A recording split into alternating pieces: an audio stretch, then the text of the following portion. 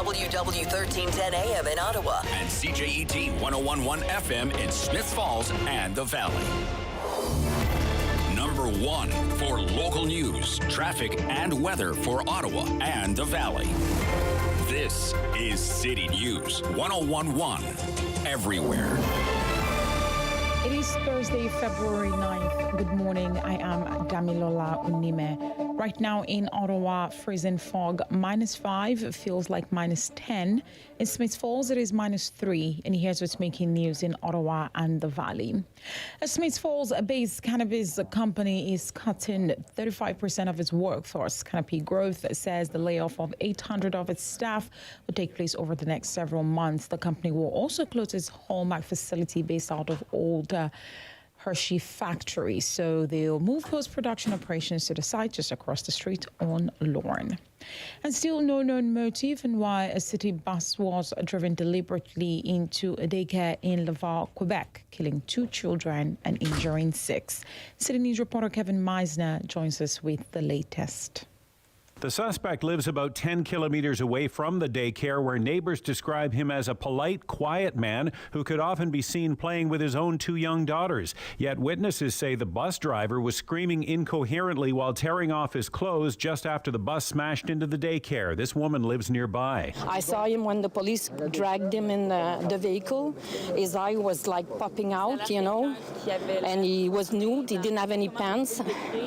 I still can see his eyes, how hysteric he was, that man. 51-year-old Pierre Nice Saint-Amand is charged with 2 counts of first-degree murder. The mayor of Laval says Saint-Amand has worked for the city transit system for 10 years. There are no incidents on his file. He has no criminal record.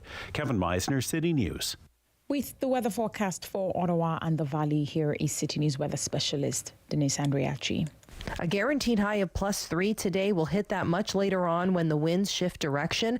That threat of freezing rain, ice pellets, snow, and scattered showers all across Smiths Falls and Ottawa. We will be watching the radar for the day. Tomorrow, still that chance of some showers, mostly cloudy. May see a bit of mixing early on. And then Saturday, also that chance of flurries. Today's guaranteed high 3 degrees. City News time, 10:02. Premier Doug Ford and the Health Minister Sylvia Jones will have a one-on-one negotiation with the feds today on the new healthcare funding proposal. They'll meet with the federal health and intergovernmental affairs ministers in the provincial capital. Ontario is the first province to sit with the ministers to discuss the proposal. As a group, all the premiers say they are disappointed with the amount of money being offered by the feds, and they plan to speak virtually tomorrow to discuss their response to the proposal.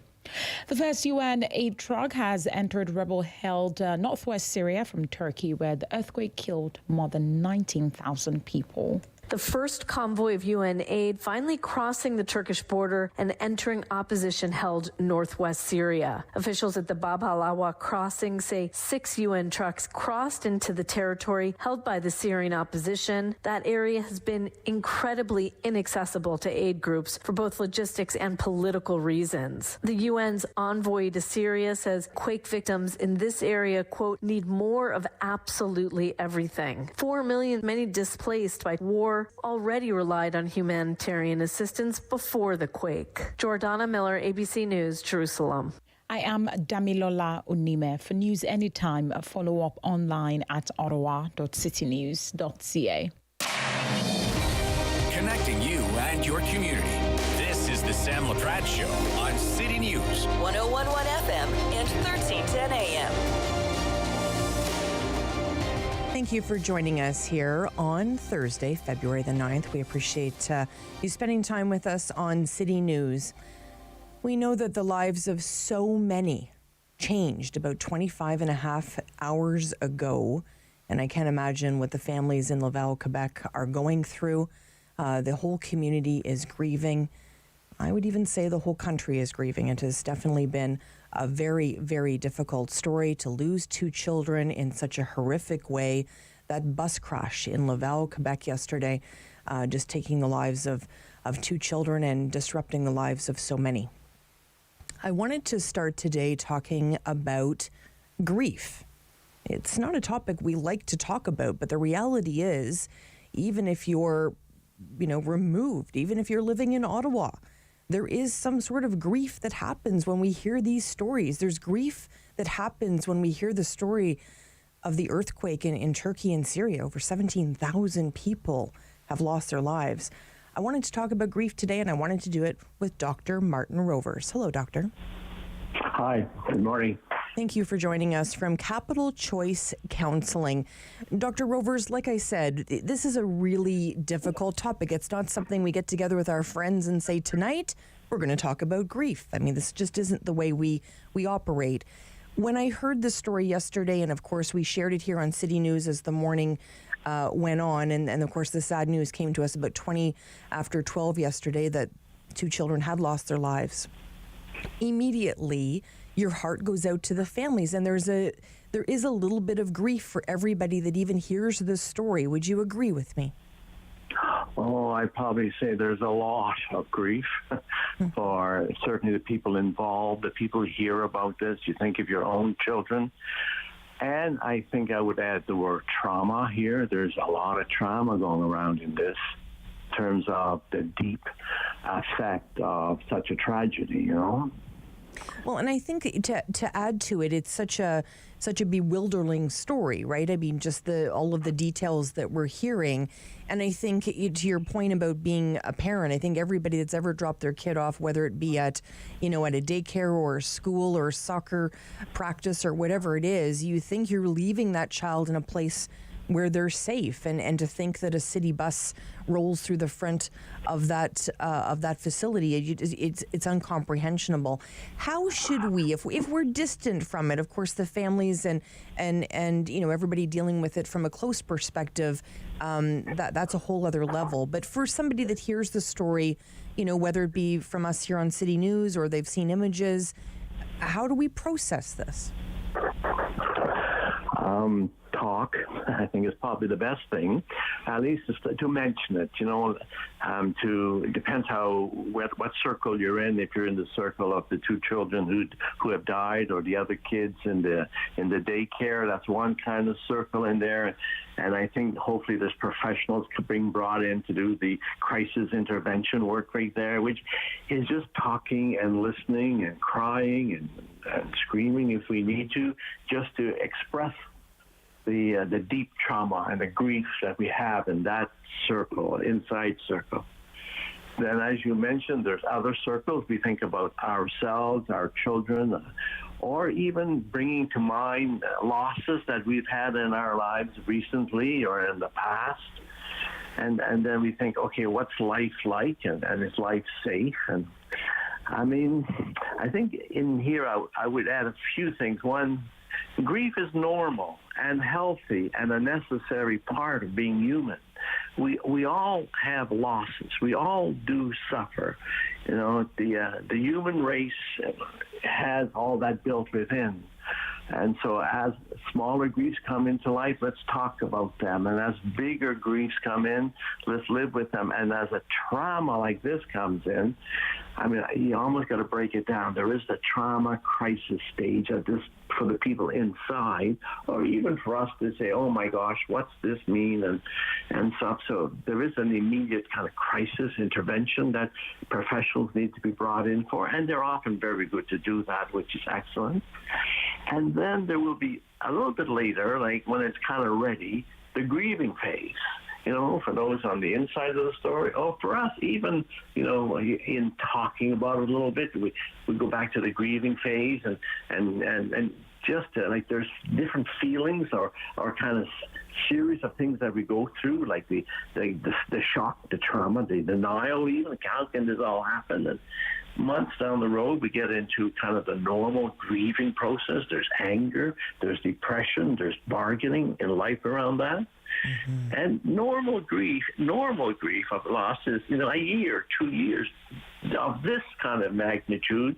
You got to think longer than that. But it's a grieving process meant towards a certain acceptance of life, a certain healing of life. We will never be the same. We will never forget. It's not about that. It's about moving on with life as best we can, knowing what we have gone through. Mm-hmm. And I appreciate that. That was really helpful. And on the other side, earlier this week we saw the tragedy, of course, of Syria and Turkey, where so many lives have been lost. The numbers hitting over 17,000 people have lost their lives, and the lives of so many there have been changed forever as well. When we hear large numbers like that, it's hard to comprehend 17,000 people dying. How do we process grief like that? And I think about even COVID. We are hearing, thousands of people were dying at some points a day. So it's hard for us to get our minds around those numbers. They kind of sometimes, for me, demand both. I think there's a psychological, as we're talking, grief process around that. I believe there's a big political conversation around that, as how this world is structured and unfairly for people in around that. And personally, I believe there's a spiritual concept in here too. What's this world that allows this or has this? And those questions do need to be answered, at least talked about and answered by each one of us at some point, because, the human race and the human beings are not perfect by any means, and we have to learn to live with all these imperfections at the different levels. Mm-hmm. I remember, when I lost my father just 6 years ago, and you were reading about grief, and I would see these steps that you talked about, the bargaining and the anger and all those things. And I remember thinking, in the book I was looking at, it was like little steps as if you were walking up them, right? That they would all be even and all of that thing. And what crossed my mind when I saw that, and especially as months went on and years went on, is my grief looked more like a Jackson Pollock painting than it did these perfect steps, right? And I think when we think about grief, and we sometimes say, oh, someone lost somebody, and, you see them back to work, and you think, oh, well, they're fine now. And you don't realize that, probably driving home that day, they probably will have maybe a little breakdown in the car or something. I mean, it's just, it's just the way life is. You don't grieve between, 7 at night and 9 at night. Elizabeth Kubler-Ross might regret that she called it the stages of grief.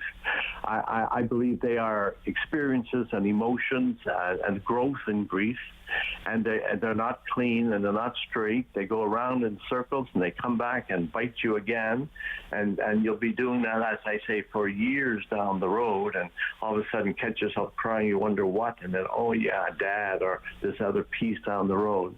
But they're helpful in at least naming some of the main dynamics that happen, like the anger and the depression that we feel, or the hopelessness that we feel, or even the shock and the bargaining. We're always bargaining. Why? Everybody asks why. Not too many people want to find an answer to that one, And I agree 100% with you. I was just going to add to that. I wasn't expecting, when I thought about my dad passing away because he had been sick for so long, I wasn't expecting any guilt. But there was this wave of guilt because I felt such relief because he was down to about 90 pounds, right? It's hard to see your dad go through that. So there was a lot of grief there for me, but a lot of it, especially in that first year, was definitely layered with guilt.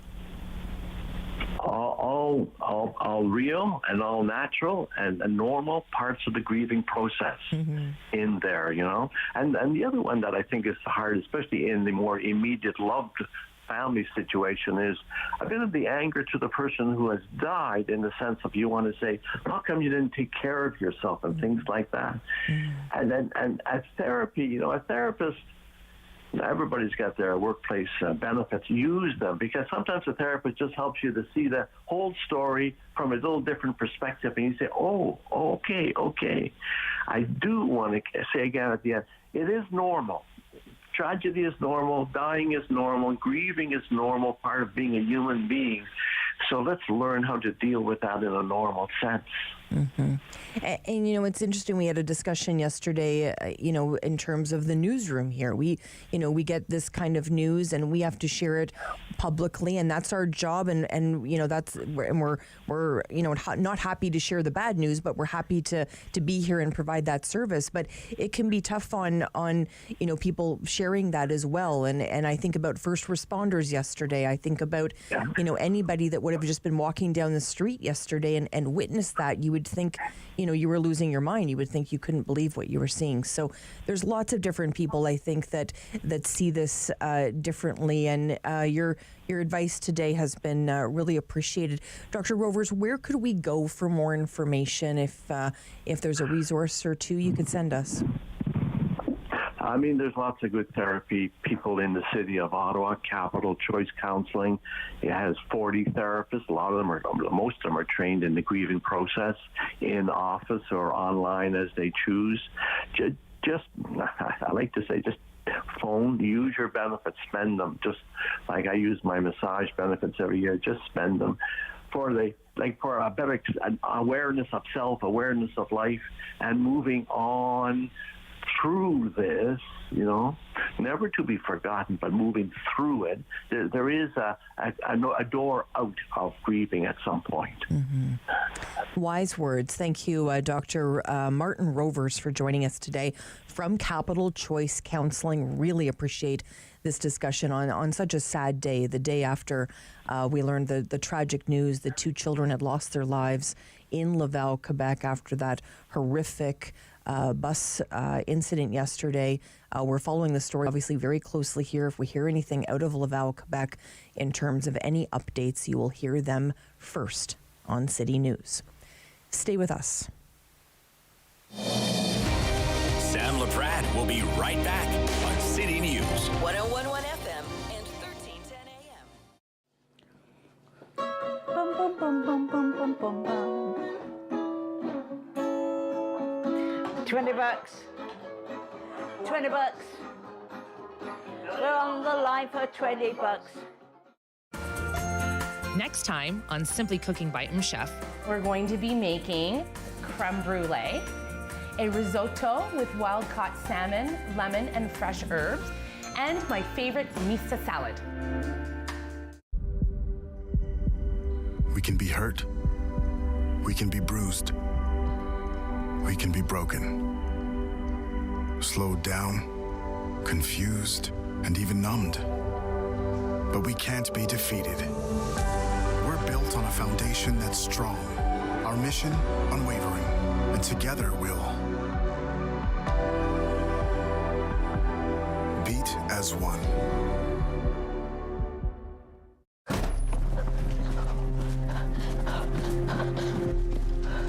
Johnny wanted to go back home. It was 1,000 kilometers away. They forced him to go to the Indian residential school. More than 150,000 of us children had to go. They wanted to change us. Our Father in heaven, hallowed be your name. Hallowed be your name. Thy kingdom come. Thy kingdom come. Thy will be done. Thy will be done. Kill the Indian and the child. It's been called cultural genocide. I survived residential school.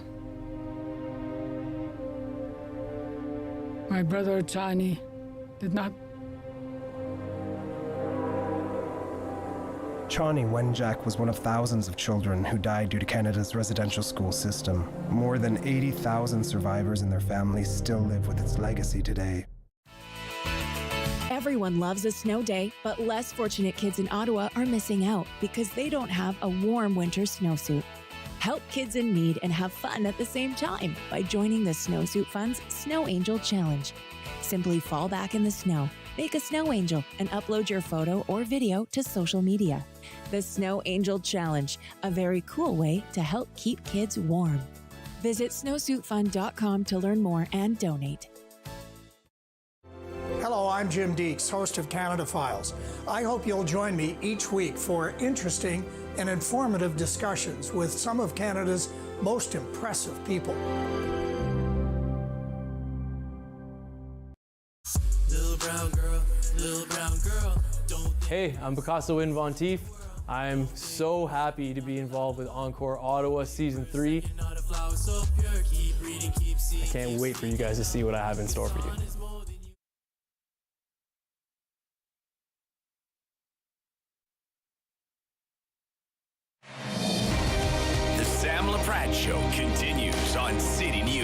1011 FM and 1310 AM.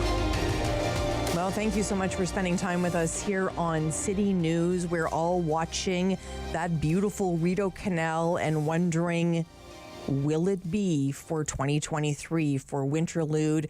Will we be able to skate on that canal? It would be the first time since 1971, if the canal didn't open, that had happened. We're really hoping. We've got our fingers crossed. And I know Grant Hooker from Hooker BeaverTails has his fingers crossed too. Hi, Grant. I've got them all crossed, my toes as well. Yeah, absolutely. I can imagine, Grant. Such a challenging time when Mother Nature hasn't cooperated this year. Yeah, what we do with serving beaver tails on the canal every year has been, and this is our 42nd year, if it does open. It's kind of like farming. We have to plant our seeds. We crane our beaver mobiles onto the ice. We make sure all of our equipment is operating. We hire anywhere from 100. We have a staffing of about 250 to 300, of which maybe 150 are new, and we hire them, train them, and then we wait to see if Mother Nature's going to give us a kiss, or is she going to kick us in the rear. This year she's wearing steel-toed sorels and going at it with both feet. It certainly seems that way this year. I've been thinking about you because the only way that I get my skates on is if I know a BeaverTails at the end of it all. Well, we're glad to motivate people to get healthy, get out there and skate and enjoy themselves. Absolutely. Tell me about the BeaverTail business. Where did it all start, Grant? It started, really, my first memory of a beaver tail is sitting at my grandmother's kitchen table. She made these on baking day for us, the kids, as treats, served them like waffles, one at a time. So we'd eat 4 or 5 at a setting. And then when my wife and I helped organize a community and craft fair near the village of Killaloo in, I believe it was 1978, they needed food, and we'd been serving beaver tails to our friends and family. We offered them to the public, and people ate 3 or 4, and they paid for them. And we said, boy, maybe we got a business here. Well, you certainly do. I mean, Grant, could you ever imagine that, the word Ottawa and beaver tails are so synonymous when you think back to that day in Killaloo? No, absolutely not. We were just trying to raise enough money to put windows in a log house we'd just finished building, and it was one step at a time. We really, our great fortune here in Ottawa started, first of all, with the fact that there was a location in the market for us, but then going onto the canal in 1981, sorry, and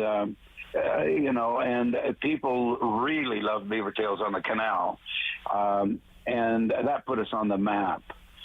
So we owe a lot to beaver, to the canal, and certainly we owe a lot to Ottawa for, taking us to heart, and as a product and as a business too. Mm-hmm. We hope we've given back a little bit by being involved in things like the Canadian Tulip Festival, the BeaverTails Ottawa Ice Dragon Boat Festival. We sponsored that this year, even though it's canceled. There is a concert series at the Rainbow every night. People should know that, right through the 21st. Mm-hmm. And it's free. And thanks for sharing that, because there is so many other activities, but the canal is just such a vital part of Winterlude. We tend to think about the canal. How many people do you think over the 4 decades, Grant, that would have worked at BeaverTails? How many people have worked here? We had our 40th reunion a couple of years ago, and we calculated it. It's probably, oh gosh, what number did we come up with? I think it's close to 10,000. Wow. Over 40 years. That's a lot of beaver tails. That's a lot of. Now those are people, right? I think you asked about our staff. Yeah. Well, yes, and there have been a lot of beaver tails that have gone out our windows in the last 40 years. For sure, none this year on the canal, however. Right. Well, I think about 10,000 staff and how many beaver tails they would be serving. That would be an incredible number. Do you still enjoy a beaver tail, Grant? I do, absolutely. I guess, we can thank our grandmother for that. and her recipe goes probably to her grandmother. But the pastry itself is whole wheat, cracked wheat. It's a yeasted, heavy, it's a hearty dough, and yet it's light. So it has, and it doesn't, you don't get tired of them. It's a pretty honest platform for the toppings that we add. Mm-hmm. So I'm sure a Killaloo Sunrise, cinnamon sugar, and lemon. What's wrong with that? I love it. Nothing. It is my favorite, and I always love. I don't like any major toppings. I'm like an old school kind of gal when it comes to BeaverTails. Well, I got to confess that I'm with you. Oh, there you go. But you can't argue with numbers, and there are so many people in chocolate. I mean, we sell across. Well, BeaverTails has grown from that little shack at the Killaloo Craft and Community Fair, and then that little shack on Dow's Lake in February of 1981. We now have, Ottawa doesn't know this, but we have almost 200 locations, BeaverTails, most of them across Canada. 200 locations? Yes, ma'am. We have a franchise system. It's being run by young people, young partners, shareholder partners out of Montreal, and they've done a tremendous job of we built it to about 40, 45 stores. And since 2002, they've increased that to almost 200. Wow. I had no idea. Well, we're still Ottawa, based. Mm-hmm. We don't. Fortunately, I don't have to run that company. That's a complex, really. Right. But we, as part of our deal with our shareholder partners, where they took over the franchise company, we kept exclusive rights to the National Capital Region, our home, and we still operate, in the market, hangar outlets, the canal, festivals and fairs, some catering. We do that now. We've got a unique food truck out there. So fun. It's amazing. It is fun. It's amazing, Grant. So if Mother Nature, if she's listening right now, what do you want to say to Mother Nature about this Winterlude? Take off those sorrels and give me a kiss. There you go. I like it. I like it a lot. Grant Hooker, it is always a pleasure. You always make me smile, my friend. Thank you so much. Thank you, Sam. It's delighted. Grant Hooker joining us from Hooker BeaverTails. I think we all need to just go for BeaverTails, whether that canal opens or not. My producers are shaking their head. Yes, that's Sam. That sounds like a great idea. We've got lots for you today. Lots of interesting topics. We're going to be here. We hope you're here because we can't do it without you. Stay with us on City News. Sam Laprade will be right back on City News. 101.1 FM and 1310 AM. Join me for Season 3 of Paula Roy's Favorite Foods.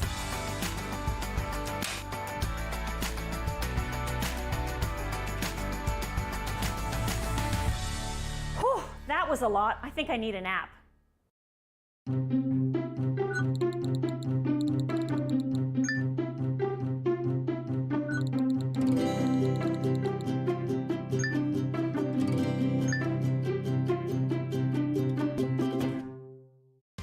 I'm Wendell Clark with a word about winning.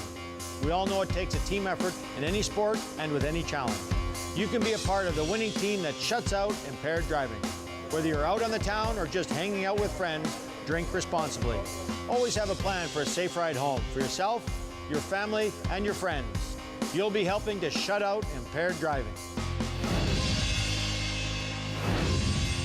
Visit ArriveAlive.org to find out more. Arrive Alive. Drive sober.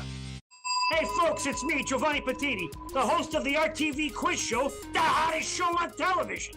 It's the hilarious quiz show where you, the viewers, play for valuable non-existent prizes. It's got great trivia, fun facts, and a lot of laughs, all blended together in a perfect cocktail of edutainment. So join us Wednesdays at 7:30 right here on Rogers TV. Nice. Hi, my name is Arkantel and I'm part of Encore Ottawa. My set will be coming out this week, so I hope you can watch it and enjoy it. Thank you. Play 4 games of bingo from the comfort of your own home each Monday at 7 p.m. for your chance to win money from our $2,000 regular bingo or $5,000 super bingo night. Kiwanis TV Bingo Mondays at 7 p.m. on Rogers TV.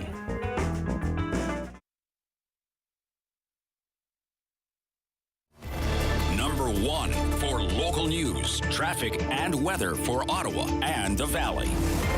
This is City News 101.1 everywhere.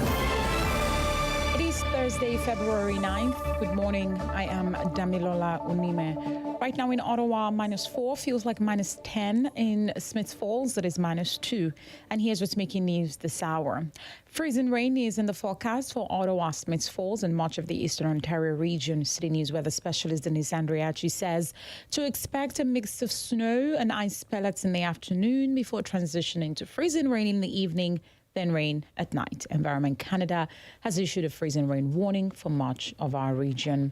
The world's largest skating rink will remain closed for another weekend. The NCC says the extreme cold we experienced last week helped, but there's been too many mild weather days this week for the Rideau Canal Skateway to safely open to the public. The rink has not opened to skaters this year, breaking a 20-year record, which was surpassed on February 2nd.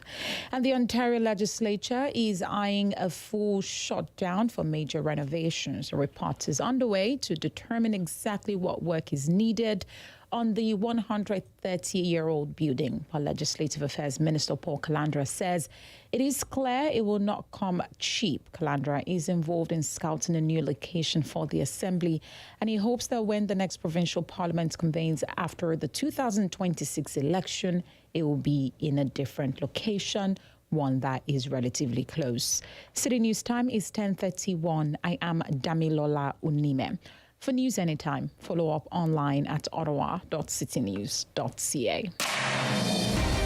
The Sam Laprade Show continues on City News 101.1 FM and 1310 AM. Well, if we think back to 2015 in September, the tragic murders of 3 women in the Ottawa Valley, Carol Culleton, Anastasia Cusick, and Natalie Warmendam. It took a long time for an inquiry to happen. 86 recommendations came out of that. This was, a tragic murder by a man who had an intimate relationship with these women. And we know that this is, unfortunately, just 3 of many women that have experienced this kind of trauma, that have been murdered, that live with this kind of intimate partner violence. And there's these 86 recommendations that were put forward. And we have continually asked here on City News, different officials, what's happening with these recommendations. Because the worst thing for any family is that a whole inquiry happens, 86 recommendations are made, and they are shelved. And nothing happens with the inquiry. And we do not want to see that happen. And I know Kirsten Mercer does not want to see that happen. She joins me now. Hi, Kirsten. Hi, Sam. It's so nice to be speaking with you again. Always a pleasure. Kirsten is the lawyer for End Violence Against Women in Renfrew County. Kirsten, I am so disappointed that we have heard very little from these recommendations. It's 6 months, Kirsten. Why have we not heard anything, do you think? Yeah, Sam, I think your feelings are shared by my clients and by those people who invested their hope and effort in the process of the inquest. But, we retain hope, we have to, that the government will still act on these recommendations. And, parties to whom recommendations are directed coming out of an inquest are given 6 months to provide their response. And in this case, that clock starts running once they're formally provided with the recommendations, which, as folks may know, happened actually in August. So even though the inquest took place in June, the recommendations were sent in August. And so we're closing in on that 6-month deadline. And I do expect that we will hear something from those parties tomorrow. Most of those recommendations, as you know, were directed to the Ontario government. 68 of the 86 were directed to the Ontario government. And so So the most substantive response we're hoping for will come from them. But we know the federal government was also the subject of some recommendations. The Office of the Chief Coroner was the subject of some recommendations. The Chief Firearms Officer was the subject of some recommendations with issues dealing with guns. And as well as the Office of the Information and Privacy Commissioner, there were some interesting issues that came out of the inquest around safety and confidentiality. And so, and I know that work is being done in some of those places on these recommendations. So I'm hopeful that we will hear something tomorrow. What I'm less clear about is whether or not it will be the fulsome response that this work deserves. I really do try to be hopeful as well, Kirsten. I'm not trying to be negative, I swear. I just feel that, you know, it's just such, I mean, and I don't mean this in any disrespect, some of these are easy to do. And I say easy to do because the first one is formally declare intimate partner violence as an epidemic. It is an epidemic. This doesn't take a rocket scientist to figure out that this could be a motion pass, this could be something done to really kick off all of this. That's something that, you know, that doesn't take 6 months to do. Talk to me about Renfrew County and what happened in Renfrew County, Lanark County, in terms of that motion. Yeah, you're exactly right. And in fact, not only does it not take 6 months to do, it's actually happening in municipalities.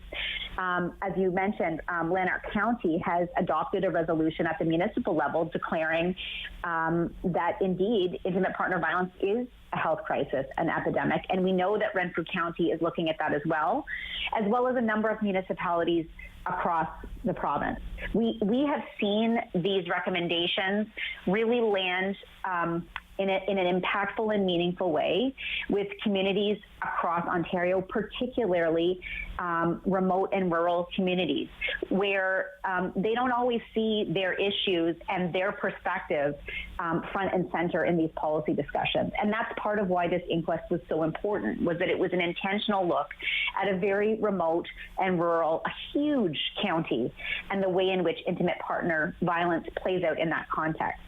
And you're absolutely right. I mean, this is a health crisis. We know that about a third of women over 15 will experience some form of intimate partner violence in their lifetime, almost always with men as the perpetrator. And we know that somewhere between 35 and 40 women have been killed since the inquest in June in acts of intimate partner violence. And that every six days in Canada, a woman is killed by a previous or former partner. So, using that health lens is absolutely accurate and a really helpful, as you say, launching point for the work that we have to do to bring these predictable and preventable deaths to an end. And like any recommendation, there's going to be ones that require monies put aside for them, not only to launch them, but to keep them operational. What we wouldn't want to see is an intimate partner violence commission that is only funded for 2 or 3 years. You can't get anything done in that time. So not anything, but you know what I mean. You need to keep those things sustainable, right? You can't just throw money at something just to say we tick a box on an inquiry. Absolutely. What are some of the other ones, Kirsten, that comes to mind for you that would be, and I use the term loosely just because I can't think of any other term, but easy to do quickly for the province? Well, in addition to that declaration of intimate partner violence as an epidemic, one of the other things that my clients and other advocates have been calling on the government to do is to convene an implementation committee. And that's actually a process where government officials would sit down at the table with experts from the field and work together to develop an implementation plan. Because as you said, some of these recommendations are the work of certainly years, if not decades. Some of this will take time to fix, but we need to have the right people involved in the process of building that plan. So some of the other examples that would be, relatively straightforward, there was a recommendation that was directed to the Office of the Chief Coroner to include this concept of femicide as one of the things that a jury can find in the case of a death. So at the moment, one of the things that an inquest jury does is decide on the manner of death.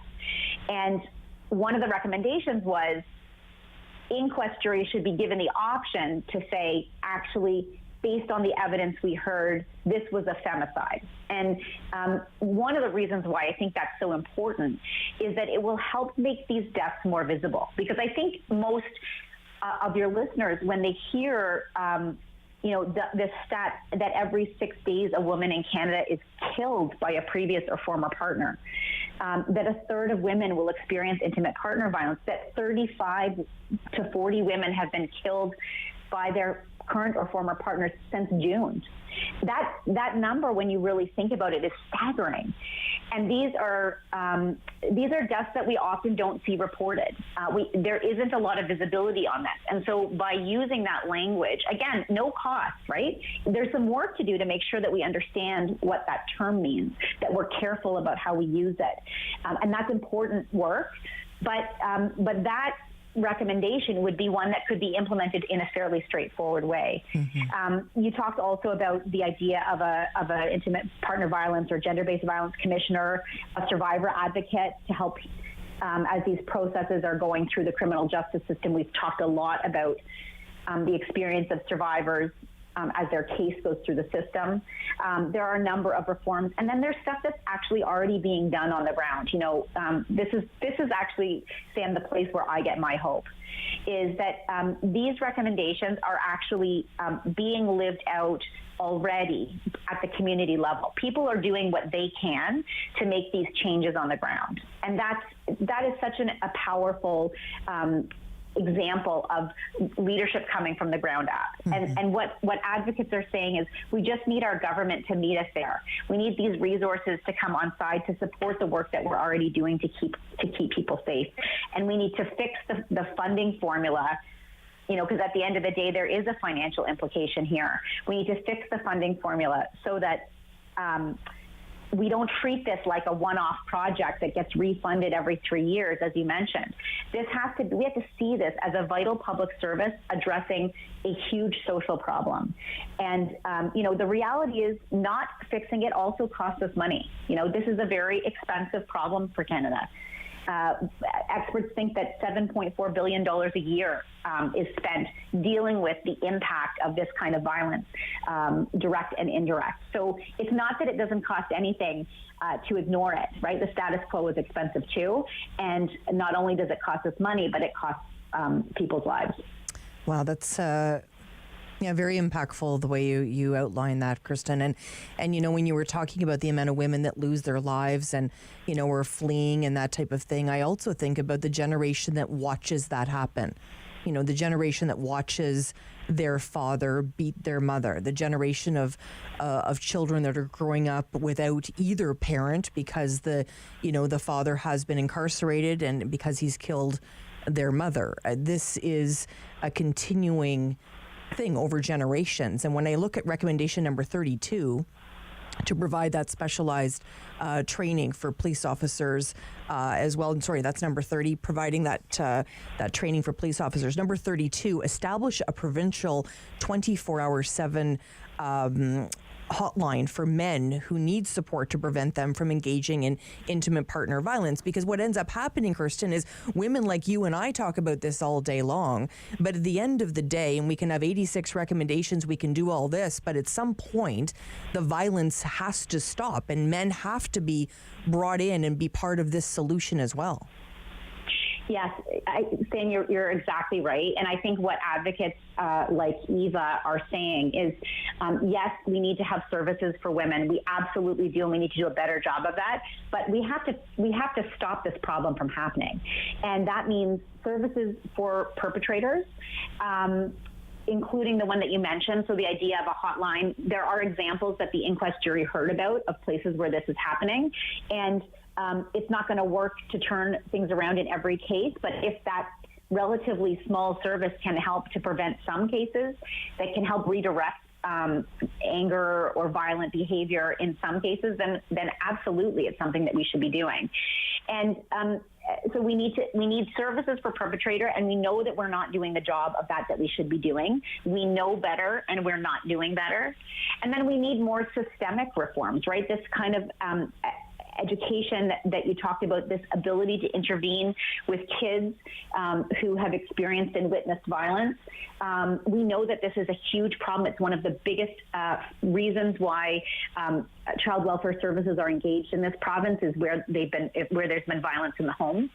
And we know that there's a long-term effect on those kids, and potentially even repeating that cycle of violence. So those systemic reforms where we're really dismantling these ideas, these ideologies of misogyny and of violence, that has to be undone as well, because at the end of the day, if we can't pull this out at the root, it's just going to keep coming back, and we're going to be we're going to be dealing with this in perpetuity. What we really need to do, and we know that these deaths are predictable and preventable. We know a lot about what the risk factors are, and we know even what we need to do to address them. But we have to get to work, and this is not something that is going to, just happen without a concerted leadership from our elected officials. And I guess that's to come back to what we started talking about. That is why the response from our government is so important. This is about keeping Ontarians safe and safer than they are. And if that's not the role of government, then I don't know what is. Beautifully said. Kirsten, as long as they keep turning this mic on for me every day at City News, this will always be a place where we can have these discussions, and let's hold the government account for these 86 recommendations. I know you've got a big team working on it, but consider me an ally and part of the team. Okay, Kirsten? Thank you so much. And to all your listeners, thank you for your support. We know that Ontarians are with us on this, and we are hopeful that the government will see that too. Thank you, Kirsten. Kirsten Mercer joining us, lawyer for End Violence Against Women in Renfrew County. We appreciate her time today. And whenever we have this discussion and about these 86 recommendations, I never, ever mention the name of the murderer, ever. But I do want you to remember these three names: Carol Culleton, Anastasia Cusick, and Natalie Warmendam. We will never forget. Stay with us on City News. Sam Laprade will be right back on City News. 101.1 FM and 1310 AM. Bum, bum, bum, bum, bum, bum, bum, bum. $20. $20. We're on the line for $20. Next time on Simply Cooking by Chef, we're going to be making creme brulee, a risotto with wild-caught salmon, lemon, and fresh herbs, and my favorite mista salad. It was our 35th anniversary. To celebrate, we were on our way to Mama Rosie's, where we had our first date. That's when we heard coming from the radio. So we stopped and listened. It helped us get to safety. So when I think of our anniversary, because now we have even more to celebrate.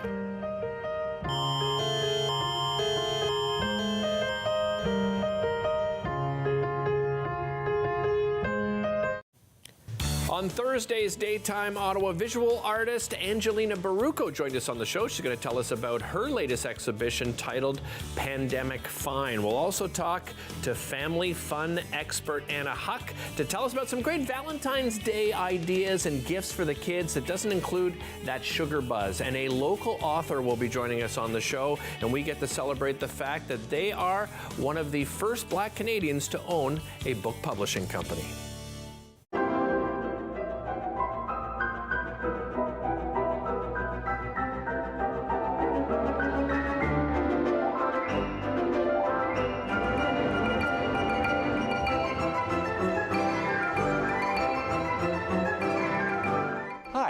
I'm Julian Armour from Music and Beyond.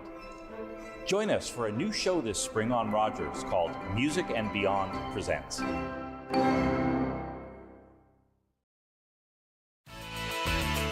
Everyone loves a snow day, but less fortunate kids in Ottawa are missing out because they don't have a warm winter snowsuit. Help kids in need and have fun at the same time by joining the Snowsuit Fund's Snow Angel Challenge. Simply fall back in the snow, make a snow angel, and upload your photo or video to social media. The Snow Angel Challenge, a very cool way to help keep kids warm. Visit snowsuitfund.com to learn more and donate. Hello, I'm Jim Deeks, host of Canada Files. I hope you'll join me each week for interesting and informative discussions with some of Canada's most impressive people. Little brown girl, don't. Hey, I'm Picasso Win Von Teef. I'm so happy to be involved with Encore Ottawa Season 3. I can't wait for you guys to see what I have in store for you. The Sam Laprade Show continues on City News. 1011 FM and 1310 AM. Well, we love building snowmen when it comes to winter time. It's one of those child activities that we get out there with our families and do. And Luke Gautin has certainly done that. Hi, Luke. Hello. You've even named your snowman Waldo, I understand. Yes, I have. Waldo the Snowman. So tell us about your snowman, because it is very different than the ones we would make with our families. Yes, yeah, I suppose it is. You know what? I started him about 15 years ago, and it was basically out of necessity. Where I'm located, my property is I don't have a whole lot of room to put my snow, so I figured, you know what? I'll just built my snow. Started off as a snowbank, and then I turned into a snowman just by going high with the snowbank. And then I started to shape him, and then it turned into a snowman. But basically, I'll use the snow that we get. If it's wet snow, I'll use wet snow. If it's dry snow, I'll use the dry snow. And I have a method of putting my snow onto the snowman and just build him up over the season. And so as the season grows, the Waldo grows. And so this year I've reached a new record height for my own.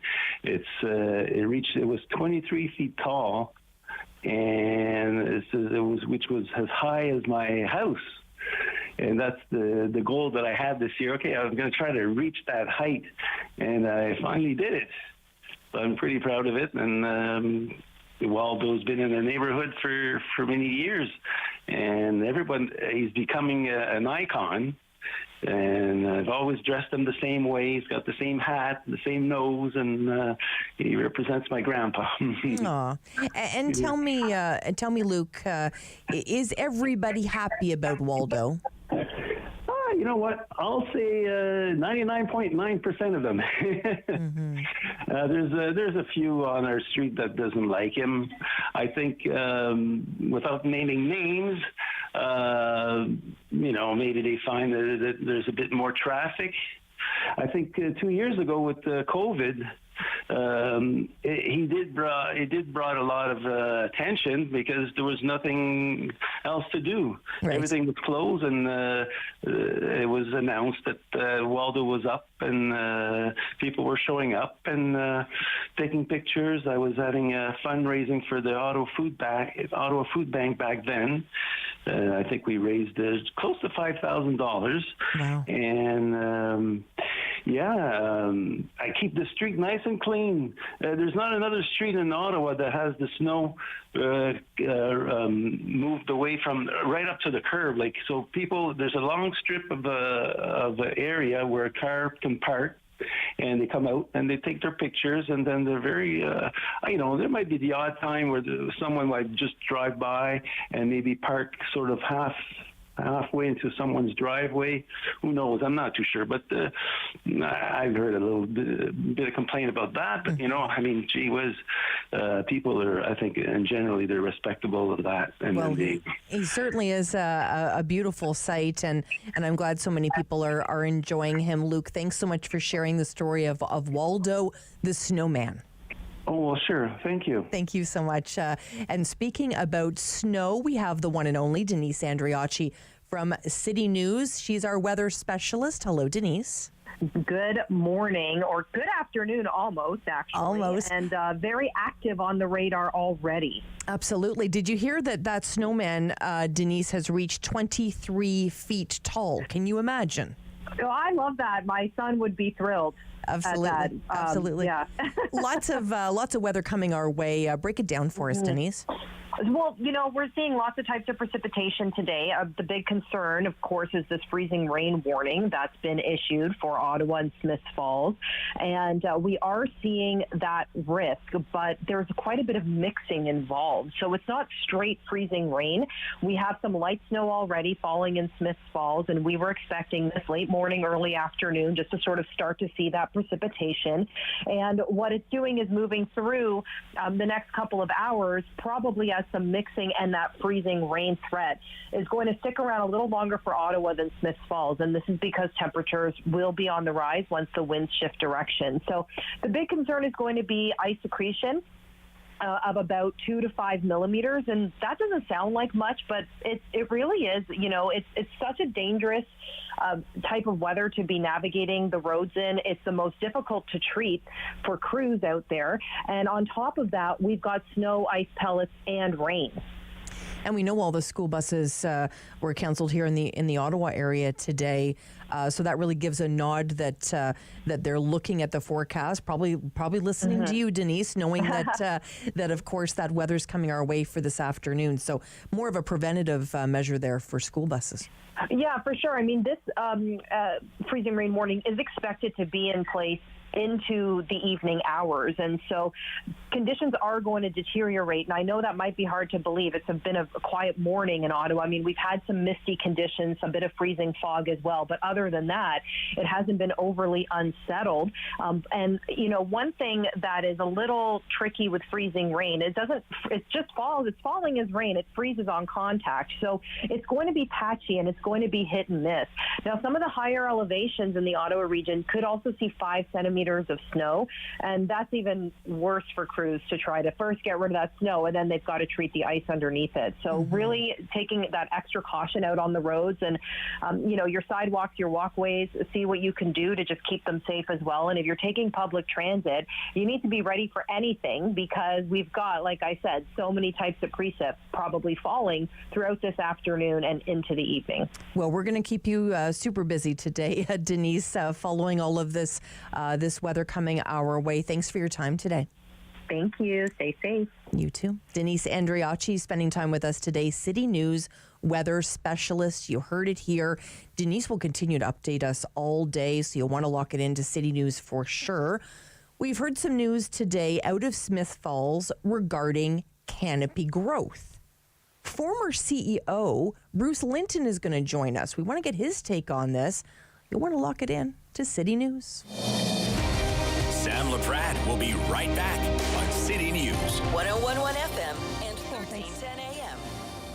Join me for Season 3 of Paula Roy's Favorite Foods.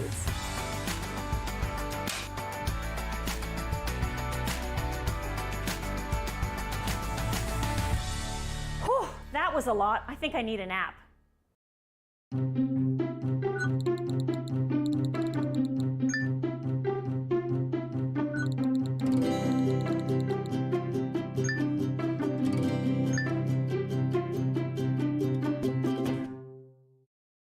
For 25 years, you've been helping to make our roads safer by doing the right thing. You've been the designated driver, you've stayed over, called home, you've called a cab or a friend, and planned ahead. Let's keep doing the right thing.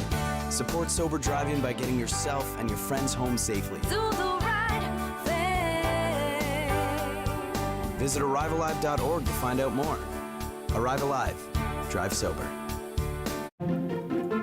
Do you have something to share? Let everyone know about your next meeting, your need for volunteers, or your fundraising event on the Rogers TV Community Billboard. Send us your words and we'll bring them to life on Rogers TV and rogerstv.com. When it's time to spread the word, go to rogerstv.com to add your announcement to the community billboard.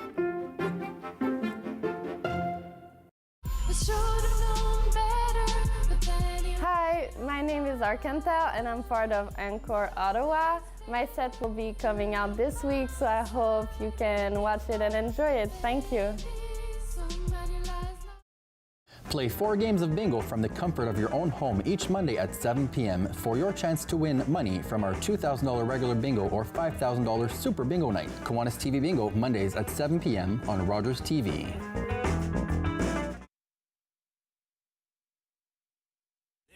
Is City News. CIWW 1310 AM in Ottawa. And CJET 1011 FM in Smiths Falls and the Valley. Number 1 for local news, traffic, and weather for Ottawa and the Valley. This is City News 1011 everywhere. It is Thursday, February 9th. Good morning. I am Damilola Unime. Right now in Ottawa, -3, feels like -9. The fog and dry free has been lifted. And in Smiths Falls, it is -2. And here's what's making news in Ottawa and the Valley. Premier Doug Ford and the province's health minister will be meeting with federal leaders today to discuss the Trudeau government's proposed healthcare agreement. Ford and Sylvia Jones will sit down with the federal health minister and intergovernmental affairs minister. Ontario is the first province to meet with the feds in order to discuss the deal. On Tuesday, Ottawa presented a $196 billion offer to the provinces and territories, including $17 billion over 10 years added to the Canada Health Transfer and another $25 billion via one-on-one deals with provinces. With the weather forecast for Ottawa and the Valley, here is City News weather specialist Denise Andriachi. That freezing rain warning will remain in place throughout the day today, even that risk extending into the evening hours here across Ottawa and Smiths Falls. So in addition to the freezing rain threat, we will also have ice pellets, possibly some snow for the higher elevations, 10 to 15 millimeters of rain for Smiths Falls, and some freezing fog. So it is unsettled for the day today, and things really start to intensify later on through the afternoon and evening here. Overnight lows near zero. City News time is 11:01. Queen's Park is 130 years old and the provincial government says it is time for a renovation. According to Legislative Affairs Minister Paul Calandra, the building's infrastructure is hazardous and severely deficient and urgently needs to be repaired. He adds that it will likely be an expensive project, saying it is certainly not going to cost less than $1 billion. He is involved in scouting process right now to find a temporary building for provincial politicians to meet, presumably starting right after the 2026 election. And the world's largest skating rink will remain closed for another weekend, and it is affecting all our BeaverTail plans. Grant Hooker is the co-founder of Hooker BeaverTails. We have a staffing of about 250 to 300, of which maybe 150 are new, and we hire them, train them, and then we wait to see if Mother Nature is going to give us a kiss or is she going to kick us in the rear. This year she's wearing steel-toed sorels and going at it with both feet.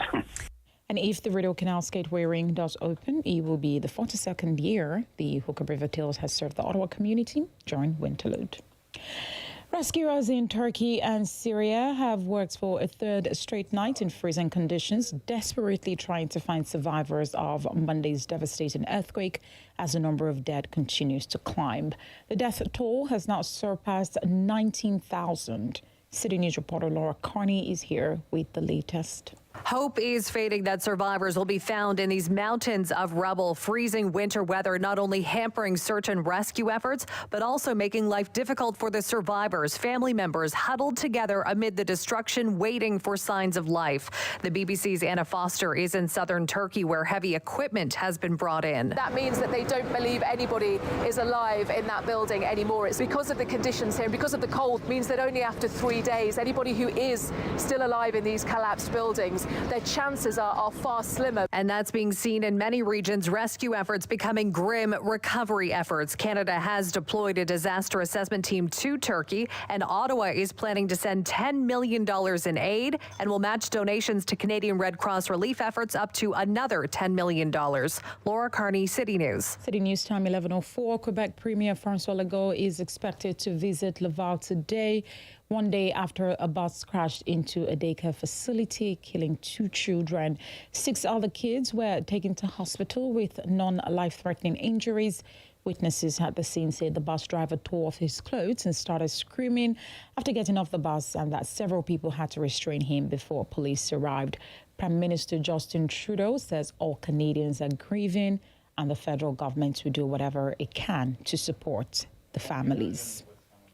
I am Damilola Unime. For news anytime, follow up online at ottawa.citynews.ca. The Sam Laprade Show continues on City News. 1011 FM and 1310 AM.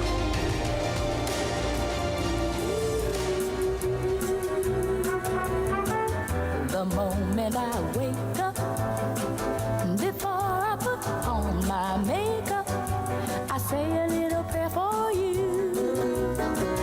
While combing my hair now and wondering what dress to wear now, I say a little. Well, of course, that is I Say a Little Prayer, composed by the incredible Bert Bacharach. He passed away today at the age of 94, died of natural causes. His music will live on forever. We're going to speak a lot about music today with Eric Elper. You want to stay with us for that. We appreciate sharing that news with you today. We wanted to go to the township of McNabb-Braeside and spend some time with Mayor Mark McKenzie. Hello, Mayor. Good morning, Sam. You are part of one of the communities I love so much, and of course that is White Lake. We love spending time up there in the summertime especially. Give us a sense of McNabb-Braeside and your boundaries.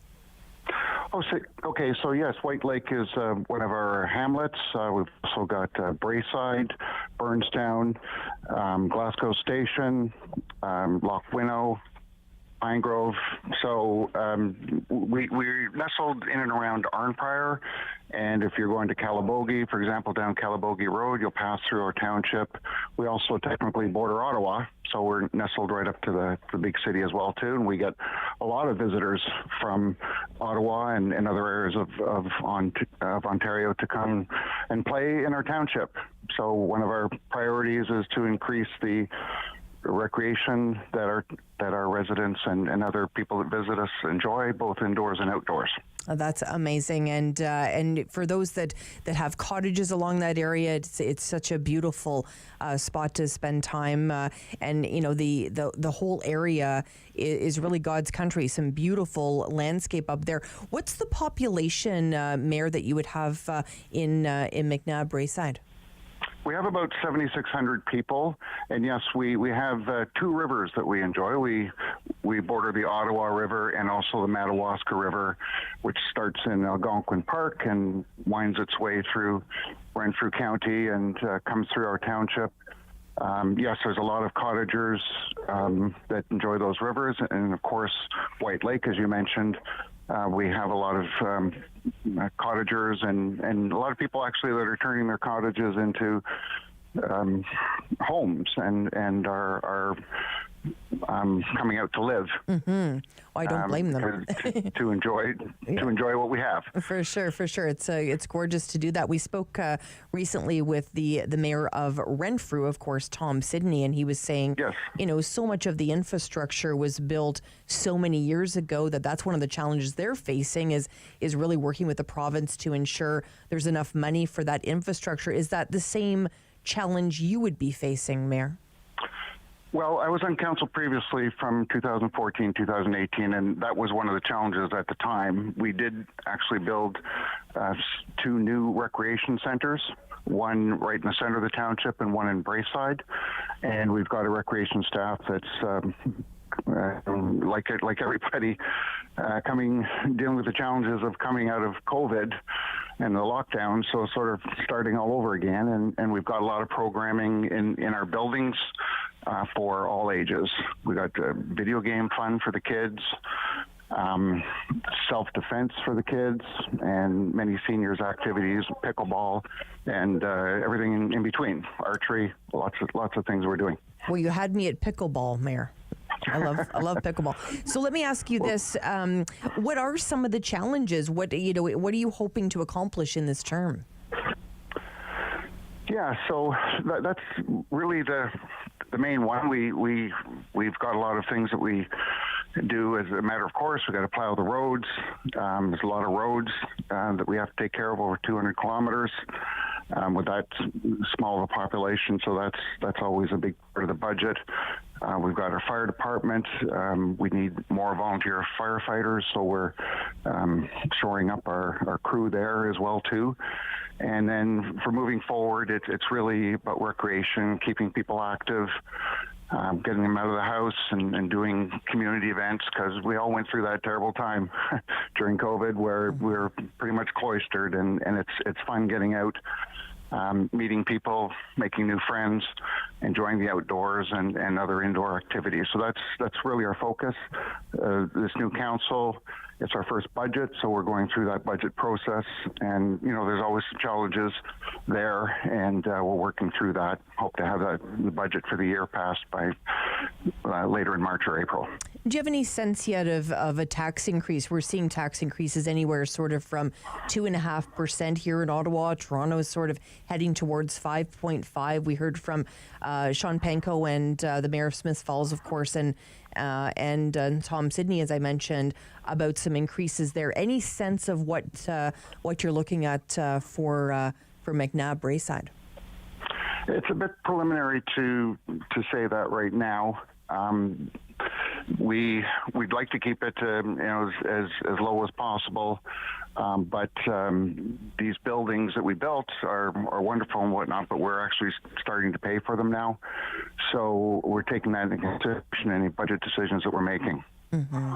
And I understand you're inviting us all to come and visit you. Tell us a little bit about your carnival. So we've got a number of carnivals and festivals that we have. We just had our Braeside Winter Carnival our last weekend on February 18th. We've got the White Lake Winter Carnival.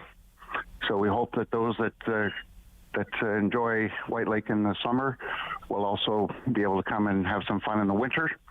We have Herb Fest, be the last weekend in July. That was very popular, and then we, of course, had to put it off for a couple of years. We had a great grand reopening of that last summer, so we hope that people can put that on their calendar, come out end of July. And we have ongoing activities at Claybank Nature Park. It's very easy to get to off of the 417. Just turn left at White Lake Road, and not too far down is Claybank. We have a lot of outdoor activities there, stargazing, moth event, bats, where we've got a great group of volunteers that organize a lot of very interesting events that celebrate nature there, bird watching tours and whatnot. Well, of course, there's fishing, and we hope to be introducing kayak there as well too. Well, that's amazing. I've driven by that clay bank. I can't even tell you, probably 50 times. I didn't even know all that existed. So that's awesome. It's been great to get to know you today, Mayor. I hope we can catch up again. Okay. Thanks, Sam. Thank you. Great chatting with you. Always a pleasure. Mark McKenzie joining us, the Mayor of the Township of McNabb Braeside, such a beautiful part of this country. Well, I don't know if you remember when Smiths Falls was the home of chocolate. Hershey Factory was there for so many years. Hershey was skipped out of town. They decided to relocate. And then we saw Canopy growth start there. We saw that that was going to be the new employer in town. Well, we got some news today that the people of Smiths Falls are very sad about, I'm sure. Canopy Growth is going to be leaving that town. But we know Bruce Linton, who is the former Canopy CEO, will have something to say about it. We look forward to chatting with him after this short break on City News. Sam Laprade will be right back on City News. 1011 FM and 1310 AM. Bum, bum, bum, bum, bum, bum, bum, bum. $20. $20. We're on the line for $20. Next time on Simply Cooking by Chef, we're going to be making creme brulee, a risotto with wild-caught salmon, lemon, and fresh herbs, and my favorite mista salad. Do you worry about how much someone drinks? Do you feel angry or depressed most of the time? Do you feel neglected or unloved? Do you feel that if the drinker loved you, she or he would stop drinking? If you answered yes to any of these questions, you are not alone. Not everyone trapped by alcohol is an alcoholic. Families and friends are suffering too. Al-Anon and Alateen can help. Call 1-866-200-0223 or visit alanon.org/help.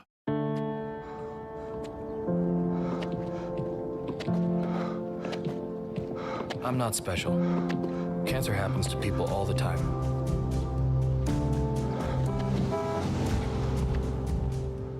I take 1 mile at a time, 26 miles a day. I want to set an example that'll never be forgotten. Sometimes it feels endless. But the pain I feel is nothing. I've seen little kids in so much pain. Somewhere, the hurting must stop. Terry Fox ran more than halfway across Canada to raise money for cancer research. Every year, millions of people around the world continue the marathon of hope in his name. Everyone loves a snow day, but less fortunate kids in Ottawa are missing out because they don't have a warm winter snowsuit. Help kids in need and have fun at the same time by joining the Snowsuit Fund's Snow Angel Challenge. Simply fall back in the snow, make a snow angel, and upload your photo or video to social media.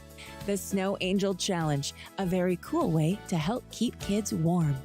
Visit snowsuitfund.com to learn more and donate. Hello, I'm Jim Deeks, host of Canada Files. I hope you'll join me each week for interesting and informative discussions with some of Canada's most impressive people. Little brown girl, don't. Hey, I'm Bacharach Von Teef. I'm so happy to be involved with Encore Ottawa Season 3. I can't wait for you guys to see what I have in store for you.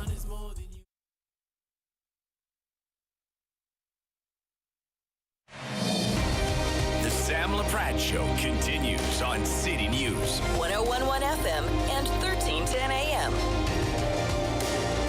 Well, we heard some news today out of Smiths Falls that Canopy Growth will lay off 800 workers as part of a transformation plan.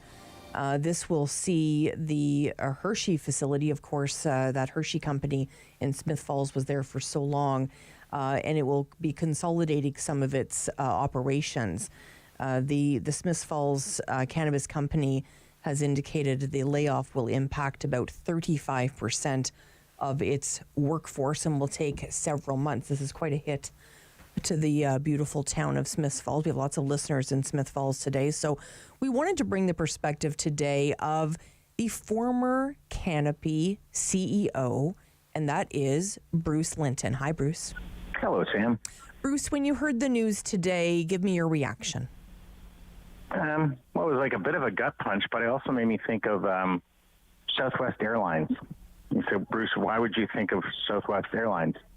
Do you remember, like, around Christmas time, it snowed in the U.S., and then Southwest Airlines essentially didn't know where their pilots were, let alone baggage or customers or anything. Like, it just, their entire IT system failed for about a week. Right.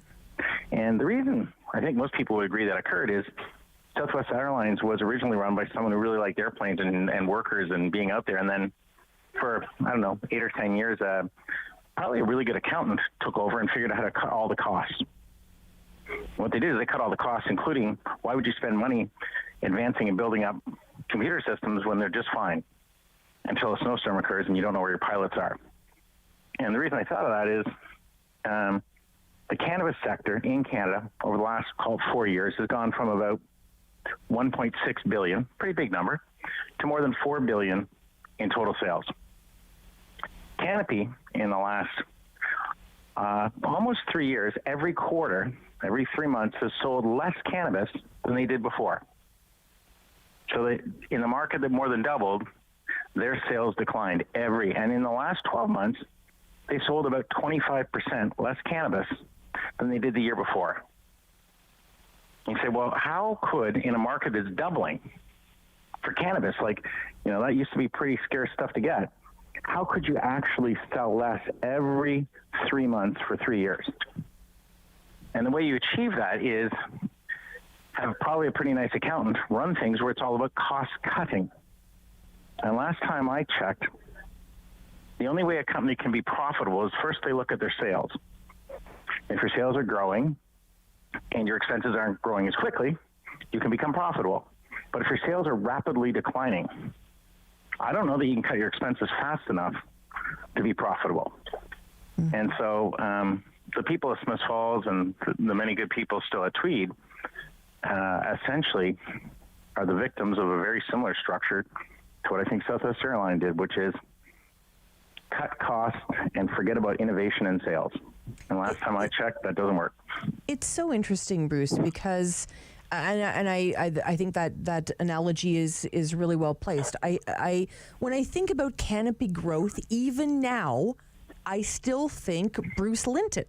Because even though you're not there anymore, you were Canopy growth. I mean, you were the face behind it. You were the passion behind it. So, you know, when I think about when I certainly learned that you weren't there anymore, it was a bit of a shock to me. And I know it was, from what I understand, it was a surprise to you as well, Bruce. Well, that wasn't a surprise. It was 8 months, 2 days, and 3 hours from the time a $5 billion check was written in. And they had a board meeting, which explained that they'd written the check and all they had to do was do what they told us. I called it corporate speak. I said, you know, this corporate speak is super hard to understand. Like, I don't understand when you tell me to sit, roll over, all that kind of corporate speak that you do exactly as we say. And so essentially the thought was, you guys don't need to be innovative. You don't need to be creating. You know, when the day they decided that they should do it their way, we had about 26% market share. I think Canopy is down now to a couple of percent market share. Wow. And so the change was that what we had inside that company wasn't Bruce Linton. What we had was Bruce Linton with a whole bunch of people who worked with Bruce Linton that every day had a lot of fun trying to create new things and always be at least 30% market share as our goal. And so it's very difficult to do a DNA transplant, or I suspect it would be a more common medical procedure. Like, a culture happens, people operate in that. When you completely transform the culture, often it's very difficult. And, you know, did the market take a little longer, this or that? But remember, it was 1.6 billion in about 2018. It's about 4.2 billion now. I would think that that's a sizable growth in real dollar terms, which should enable a company which sells more each quarter to become profitable better than one which sells less every quarter. And let me ask you, do you think at the end of the day, Canopy has taken the numbers over people? Oh, listen, it's cannabis, so let's start right away with this is a bunch of people who need to be a bit thoughtful and innovative. If you and I started a business and we had a finance department, a marketing department, a growing department for this stuff, and we wanted to come up with what are the next products, super innovative ways, what are the coolest brands, do you think the first phone number you call is in the marketing department or in the accounting department? Mm-hmm. Right? So I'm not slighting the finance sector. In fact, I rely heavily on the discipline they provide. But discipline is only part of the equation. If you're not innovating and you're not dominating in sales growth, I don't know that you could actually ever save enough to catch up with the declining sales. I don't think Frank Zappa made the song, but he probably should have. Like, in Canada, he could have had a song that said, sold R&D, having a great quarter. And what that would mean is, like, isn't it such a smart short-term move? And I I'm not sure that this sector is ready for super smart short-term moves. It's still ready for a lot of, like, nobody talks about medical anymore. Mm-hmm. What if you had an aunt or an uncle or a mom or dad who's 67, can't sleep, has a certain range of pains, has anxieties? Everything that was being done to create the products which would actually assist those people largely was stopped so that you could try to have people just have a party. And I'm not saying the party's bad. I'm saying there's just a lot more to the game than one thing. Mm-hmm. Any regrets, Bruce? Well, I wish I wasn't fired, but who knows? Sometimes you get to buy things back at pennies on the dollar. And last time I bought this Hershey factory, it was pretty cheap. So I don't know how big the lineup is to do it again, but I'd probably stand in it. It's so interesting, Bruce. Every time I talk to you, I just get inspired. Like, there's just something about you. And obviously we've spent a lot of time chatting over the years, and there's just something about your business acumen. So when you think about, so what are you working on now? What's Bruce Linton doing today? I helped quite a few companies, about 11 of them over the last 3 years, go from aiming at something to being bigger and achieving it. Not all of them were perfect, but a bunch did. And I played around with listing things on stock exchanges in the U.S. and things, and those are interesting things, but I don't know. I think if you're really fascinated by that stuff, you should probably have a business card that says, like, Morgan Stanley or something. I'm not super fascinated by that. I'm more interested in, like, walking around giving people a tour of something tangible that you create and having people enjoy the environment in which they work. Mm-hmm. And people always say that, but, like, I mean, it is, if you want to generate energy and you want to feel enthusiastic at the end of a day at work, you should be in an environment where you really enjoy the people and you're trying to achieve things. It's not a hangout club, it's an achieve things club. And when you have that, almost everyone works super hard all day and goes home feeling pretty fresh. And so that's probably what I'm trying to find or create again. There's a few irons in the fire, but overall, I take a lot of the Canada stuff, right? Where in Canada, like in Silicon Valley, everyone who works at the business gets given a portion of the business in the form of a stock option, which says if the stock is worth $1 today, that's what it's worth. But if you and I work together and we create it to be worth $10, you gain the number of shares I gave you times the $9 that you helped create. And to me, that is an environment that should exist in all forms of business, not just tech companies, and did at Canopy. I hope they sold their shares, but I think the day I was fired, there was about 215 or 220 people who were millionaires because of that structure, just because they showed up and kept working. Mm-hmm. What would you say, Bruce, to the people of Smiths Falls today? They've had a lot of tough cycles, but when I look at the town now, it's quite rejuvenated. And so, just the ad right before this was about Laprade has a beautiful building going up in Smiths Falls. And so I think they have a great number of reasons people are attracted there. COVID, in fact, was actually quite good for them in that they have terrific high-speed internet, and a great number of people found that moving there and operating out of there, even if they had to go somewhere else, 2 days a week would work. So it's a different town than it was 10 years ago when I bought the building. And I think that they have a lot more assets in terms of, people with interesting academic backgrounds. And that building probably is going to have a bright future because it's been so rejuvenated. I just can't be certain what it is, but it's not an old rundown chocolate factory anymore. Mm-hmm. Hey, listen, we called you, I think, with about 5 minutes warning, and you were so generous to come on with us today. Thank you so much, Bruce. Your perspective is really well accepted here today. I really appreciate it. Okay, be good, Sam. Thank you. Thank you so much. Bye. Bruce Linton joining us today, former Canopy Growth CEO. There's a lot in there. I'm going to listen to that interview back again because he is so brilliant. If you ever want to listen to one of our podcasts, anything you heard here, or maybe you're hearing about an interview that we did and you want to hear it again, you can go to our website and download those podcasts and listen to them. And I will be doing that and listening to that Bruce Linton interview again. When we come back, we're going to have a little fun here on City News. Do you remember Lawyer Cat? Well, you're going to remember when we come back on City News. Sam Laprade will be right back on City News. 1011 FM and 1310 AM. Join me for Season 3 of Paula Roy's Favorite Foods.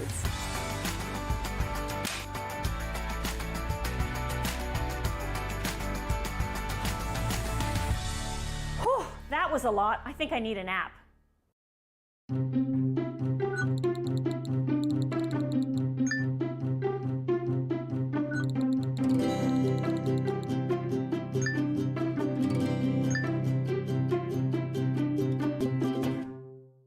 Think it's okay to drive high? Think again. Drug-impaired driving is as illegal as drunk driving, and in Ontario, the penalties are the same. If police suspect you're driving under the influence of drugs of any kind, or a combination of drugs and alcohol, and you fail a roadside test, your license will be suspended immediately for up to 30 days. You'll pay a penalty of $198. And you can be charged with a criminal offense of impaired driving, the same as alcohol. Driving high is never okay. Once upon a time, in a nursery rhyme, there were 3 bears. 1, 2, 3 bears. And they went a-walking in the cool woods a-talking while their porridge began. Rogers TV invites you to let your imagination roam as we present Ottawa Storytellers. Each week we'll present a collection of original creative stories and inspirations for children of all ages. Join us for Ottawa Storytellers on Rogers TV.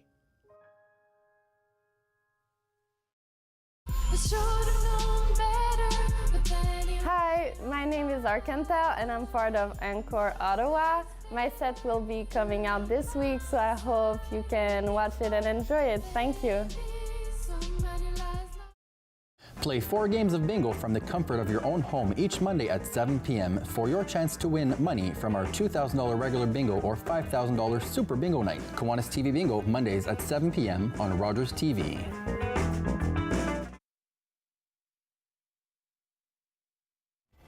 Number 1 for local news, traffic, and weather for Ottawa and the Valley. This is City News 1011 everywhere. Good morning. It's Thursday, the 9th of February. I'm Pirushka Gopal-Kista. Right now in Ottawa, -1. In Smiths Falls, -3 with a freezing rain warning in effect. Here's what's making news this hour. Today, Quebec Premier François Legault will visit Laval, just north of Montreal, one day after a bus crashed into a daycare facility, killing 2 children. 6 other children were taken to hospital with non-life-threatening injuries. Prime Minister Trudeau says that all Canadians are grieving and the feds will do whatever they can to support the families affected. Now, Premier Doug Ford says he will be asking for more money on home care, long-term care, and longer financial commitments from the feds. Ford is meeting with Intergovernmental Affairs Minister Dominic LeBlanc and Federal Health Minister Jean-Yves Duclos today. The feds presented an offer Tuesday to the provinces and territories that includes $17 billion over 10 years added to the Canada Health Transfer. And the Rideau Canal looks like it won't open in time for the second weekend of Winterlude. The NCC says although we had that cold snap last week, the canal is not quite ready to open. The last time the canal opened later than usual was over 2 decades ago. City News Time, it's 11:32. I'm Pirushka Gopal-Kista. For more news anytime, follow up online at ottawa.citynews.ca. The Sam Laprade Show continues on City News 1011 FM and 1310 AM. Mr. Ponton, I believe you have a filter turned on in the video settings. You might want to can you hear me, Judge? I can hear you. I think it's a filter. It is, and I don't know how to remove it. I've got my assistant here. She's trying to, but I'm prepared to go forward with it. I'm here live. I'm not a cat. I can see that. I think if you click the up arrow next to the start video or stop video button at the bottom, you'll see video settings. And I believe in video settings, you will see you will see the video filters option that you can turn off. There we go. There we go. All right. Let's go ahead and call the docket then. This is the civil docket in Presidio County. We are holding our hearings by Zoom in accordance with the Supreme Court's emergency orders, and we're live streaming to YouTube, which I'm sure has had a great chuckle at our technical difficulties to start our hearing here today, but we're ready to go. Keep in mind that the recording. We are ready to go. That was 2 years ago today. That video has literally made millions of people chuckle at a time when we definitely needed some laughter in our lives. And I am so thrilled to welcome Judge Roy Ferguson to the show. Hello, Judge. Sam, it's great to hear your voice again. It is wonderful. You've been so generous to come on and talk about this video over the last couple of years. Take me back to 2 years ago. Take me to that moment. It really started something pretty funny in the world. It seemed like it was going to be every other day in the pandemic of joining Zoom and helping hundreds of people figure out how to change their names and how to get their cameras working. And there he was. He entered as the cat, as you've seen, and for about 30 to 45 seconds, I watched him sit there as the cat. And finally, I decided he was never going to get it turned off on his own. He was not technologically advanced, we'll say. What happened from there, you just heard, and it has just taken off like wildfire again today. Once people remember it, everybody starts to laugh again. Absolutely. And the last 2 years, what's it been like for you, Judge? Because you obviously shared this. You became, as well, obviously a face behind all of this. What's the last 2 years been like for you? It's been interesting. They all tell you, oh, it's 15 minutes. It'll be, enjoy your 15 minutes, etc. And, I tried to pass most of that off to the man behind the filter. He really embraced it and went on all the talk shows and the late night shows and game shows. I tried to just let it go and ride the wave along. But it seems to have really resonated in a unique and unprecedented way because it resurfaces every month or two and goes wild again. And I think we underestimated just how desperate the world was for something to smile about back in February of 2021. It was a challenging time, Judge, and of course, the United States at the time going through a lot, the world going through a lot. What's it like to be a judge in Texas? Oh, I love my job. I'm lucky to have it.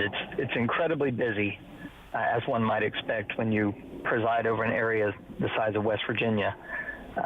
Which I guess to Canadians, maybe that's not a good comparison. I think it's 60,000 square kilometers might be a better comparison. Wow, that is a huge area for sure. And it's a lot.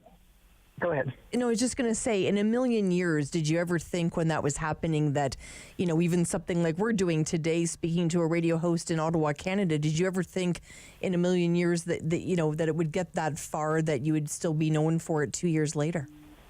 Oh, goodness, no. I had 1,700 followers on Twitter at the time. They were all lawyers and judges. I thought that little group might get a chuckle out of something in a virtual hearing since we were all struggling through them at the time. And it went viral within seconds. So it was, and truly it's my understanding from the research companies that have reached out to me, is it's the most viral video in history by an enormous factor. Really? Where there were more views of that video in the first 6 hours than in the first 6 days of the second most viral video. So it just went crazy. Its reach is now estimated over 3 billion people. Individuals, so almost coming up on half of the population of the world was exposed to it either online or local television or newspapers.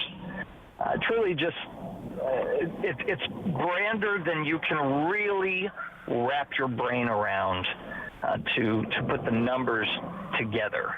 Well, and I think it's amazing to me. And I know we spoke last year as well, and you gave us an update.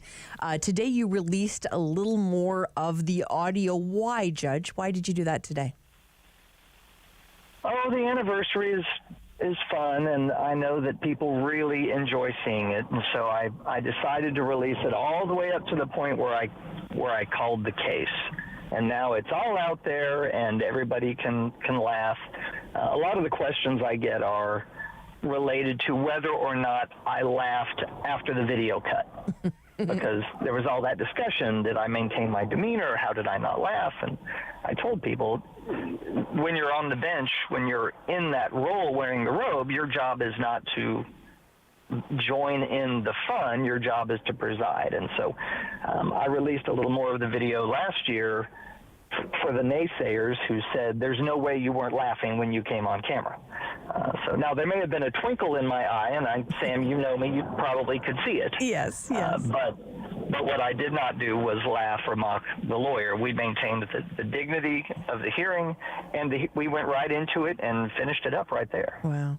How many interviews have you done, Judge Ferguson? Very few. I was asked to do thousands. I think I have done 5 different outlets. Australia, Great Britain and the BBC, I did one entertainment show, and I don't remember what it was. It was either E or Entertainment Tonight or something like that. Wow. I did one of those, and that was the last. Well, we're so grateful. 4. Well, we're so grateful. Oh, there was a 5th. There was a 5th. Austin, Texas. Okay. My cousin is has a radio show in Austin, Texas, and she reached out and asked me to be on her show, and of course I would never say no to that. Yes, family for sure. Well, we're so grateful that you've shared the story with me. We've had so much fun with it. I always get listeners reaching out to me afterwards and saying, "How did you reach out to Judge Ferguson? How did you get?" I said, "I don't know. I just reached out. He was very kind and came on the show." So, how will you spend today, Judge? Well, let's see. I'll be driving for 7 hours today. That takes me a little less than halfway across Texas at 80 miles an hour. And I will then be in Austin, which is the capital of Texas. And I'm on the Children's Commission, and that is a group of lawyers and judges who oversees the foster care system and child protective service cases. So I'll be doing that, and then tomorrow, when that meeting ends, I will drive home 7 hours. Wow. So right now I'm parked on the side of the highway, watching 18-wheelers go dangerously past me at 80 miles an hour. Oh, well, you be safe, okay? Because we need you, Judge. We need you, and obviously Texas needs you too. Thank you so much for bringing a little laughter into a time where there was not much to laugh about, Judge. Well, thank you, Sam, and I appreciate you remembering us and bringing me back to relive some of that fun once again. It's been a true pleasure to talk to you. Thank you so much. Get to Austin safe. Judge Roy Ferguson spending time with us today. We had so much fun with, of course, Lawyer Cat. We're going to play it for you one more time on City News. On in the video settings, you might want to take we're a trying to. Can you hear me, Judge? I can hear you. I think it's a filter. It is, and I don't know how to remove it. I've got my assistant here. She's trying to, but I'm prepared to go forward with it.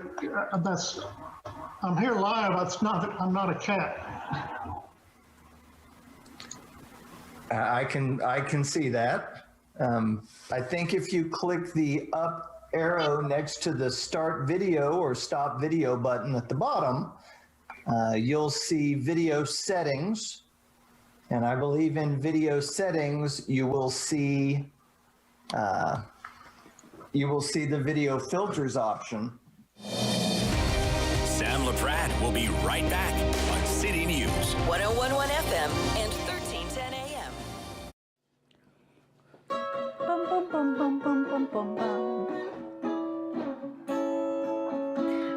bucks. 20 bucks. We're on the line for 20 bucks. Next time on Simply Cooking by Chef, we're going to be making creme brulee, a risotto with wild-caught salmon, lemon, and fresh herbs, and my favorite mista salad. On Thursday's Daytime Ottawa visual artist Angelina Baruco joined us on the show. She's going to tell us about her latest exhibition titled Pandemic Fine. We'll also talk to family fun expert Anna Huck to tell us about some great Valentine's Day ideas and gifts for the kids that doesn't include that sugar buzz. And a local author will be joining us on the show, and we get to celebrate the fact that they are one of the first Black Canadians to own a book publishing company. After a night out with your friends, not having a plan for a safe ride home can leave you in a bad spot. You could end up riding in a police car, an ambulance, or a hearse. These unplanned modes of transportation can be a costly choice and do not take you home. Your plan could include a designated driver, a taxi, or public transit. Drink responsibly, choose your ride, and have a plan for a safe ride home. Visit arrivealive.org to find out more. There we go.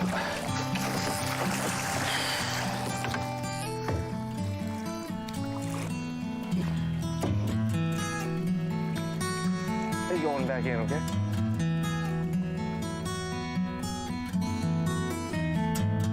It's a new season of The New Fly Fisher on Rogers TV.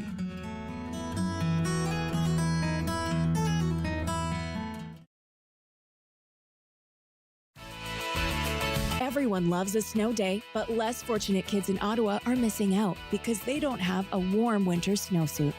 Help kids in need and have fun at the same time by joining the Snowsuit Fund's Snow Angel Challenge.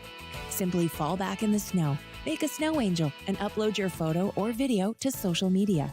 The Snow Angel Challenge, a very cool way to help keep kids warm. Visit snowsuitfund.com to learn more and donate. Hello, I'm Jim Deeks, host of Canada Files. I hope you'll join me each week for interesting and informative discussions with some of Canada's most impressive people. Little brown girl, don't. Hey, I'm Picasso Win Von Teef. I'm so happy to be involved with Encore Ottawa Season 3. I can't wait for you guys to see what I have in store for you.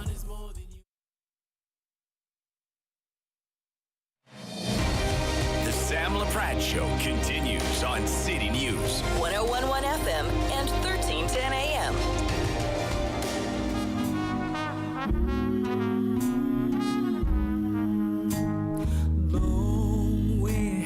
Long way out, long is the river that I dream about. Don't you run your mouth, I'll tell Mama and she'll spit you out.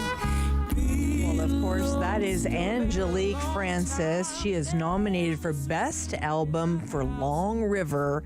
And when I want to talk music, I talk to the one and only Eric Elper, publicist and music commentator at That Eric Elper on Twitter. Eric Elper, I love this song. Oh, it's so good. Her album, Long River, is an absolute classic in the making. And others agree. Ever since the album came out, it's been nominated for a bunch of awards, including a Folk Music Award. It won 2 Maple Blues Awards, which is the Canadian version of the Blues Awards. It got a Canadian Folk Award for the national side of things. She's won Best New Artist and Bassist of the Year at the Maple Blues, and she is now up for Best Blues Album of the Year. And I know people might know who she is and are thinking, duh, of course she is. But for other people who may not, if you love Gary Clark Jr., if you love Beth Hart, if you love Burton Cummings, if you love those artists, go check her out. She is electrifying. Amazing. We're talking about Ottawa artist nominated for Juno Awards. So I love this. I love this. You always bring us such great ideas. Yeah, and especially because the Junos are coming up, and it's going to be here, I think, probably before a lot of us know it. It's happening in Edmonton on March the 13th, and also up for an award. John Doerr, who was born in Ottawa, now lives in Alaska. He's a really cool writer and actor and comedian. He's up for Comedy Album of the Year. A lot of people might have seen them in How to Live with Your Parents, and also The Pickle Recipe. He's been on Just for Laughs. He's been on Funny as Hell on HBO, and a really, really smart guy, too. And he just became a dad for the first time. So hopefully when I see him, he'll bring his child and wife in tow. Well, we look forward to hearing more from John. John co-hosted our Christmas Eve show with me a couple of years ago. Oh, did he really? That's great. And he's a good friend to City News, and we're just so happy for all of his success. And I loved he was coming from Alaska for the Christmas show, so that was a lot of fun to be. He said he was looking out for Santa and all that good stuff.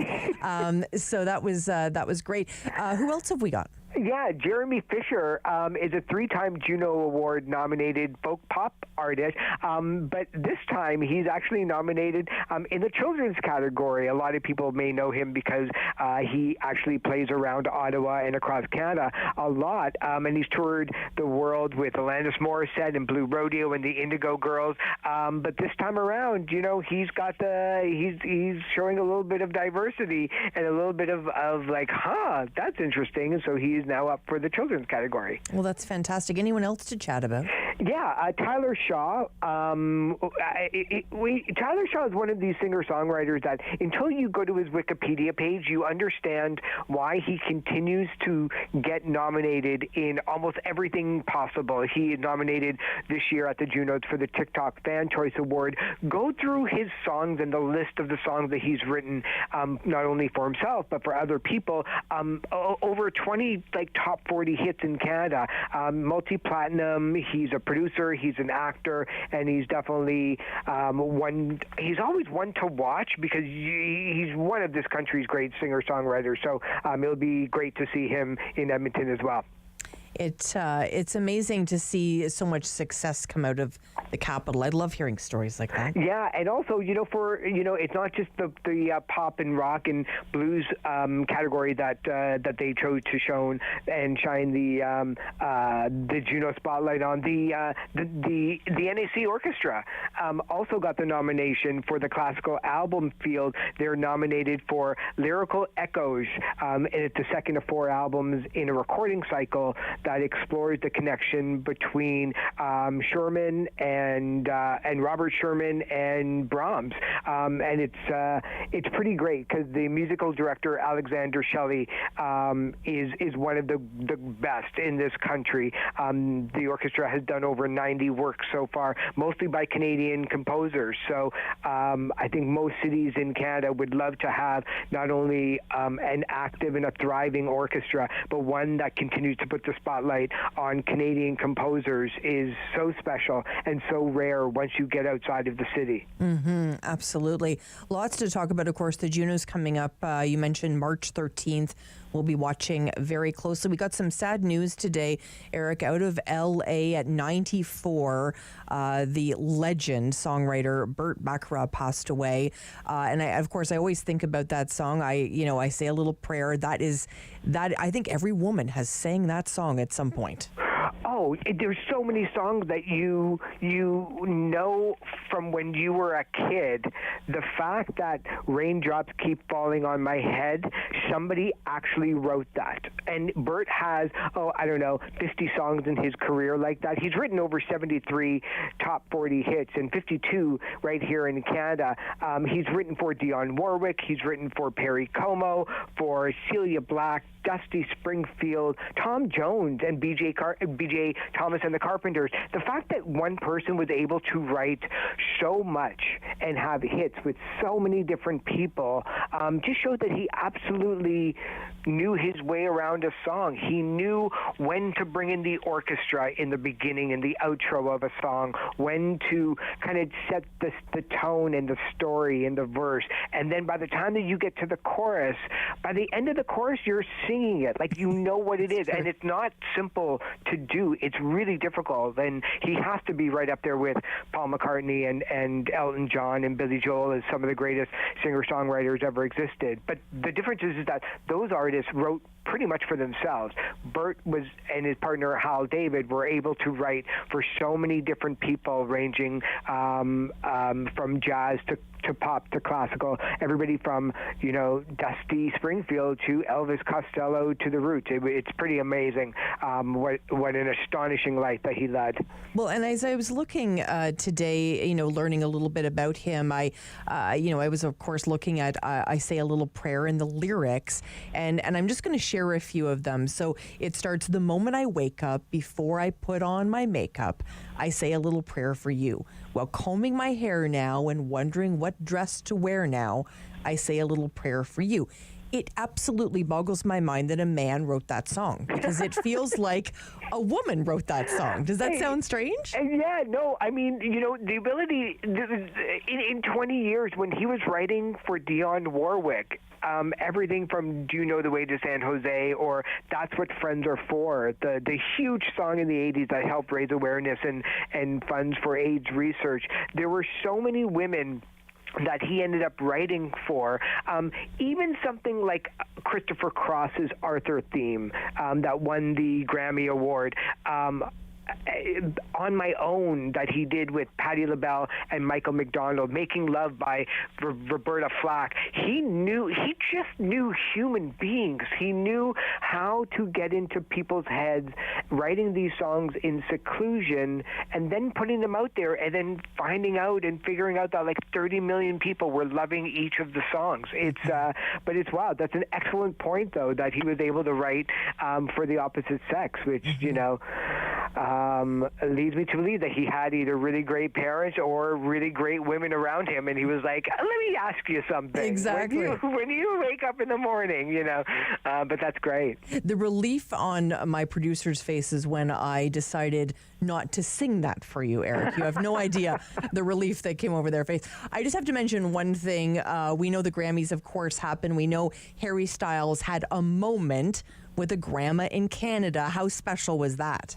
Yeah, that was really cool. The Indigenous kids people missed it. There was a number of segments where they got fans from around North America at a round table to discuss and fight for, with words, their choice for album of the year. So you had a woman talking about Beyonce, you had an LGBTQIA plus community member talking about Brandi Carlile, and then they had a 92-year-old woman, I think from Sudbury, Ontario, talking about her love of Harry Styles. And of course, when just before the album of the year nominations came out, surprising everybody, the Grammy Awards brought out all the people from the round table and then got whoever chose their album got to call out the winner on the card, and that 92-year-old woman called out Harry Styles' name and was just pure joy. And Harry came up, he ran to the stage and gave her the most wholesome, loving hug, and that was...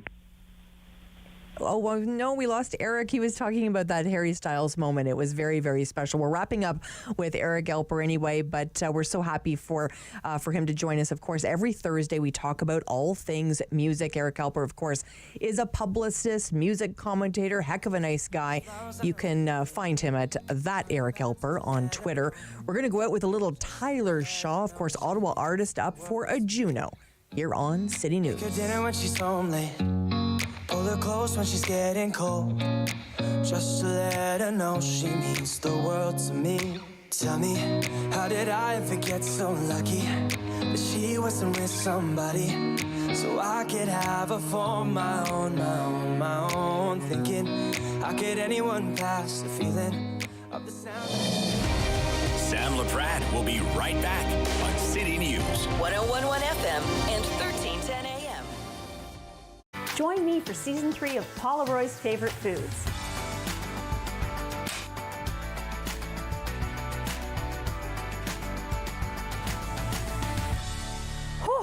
was a lot. I think I need a nap.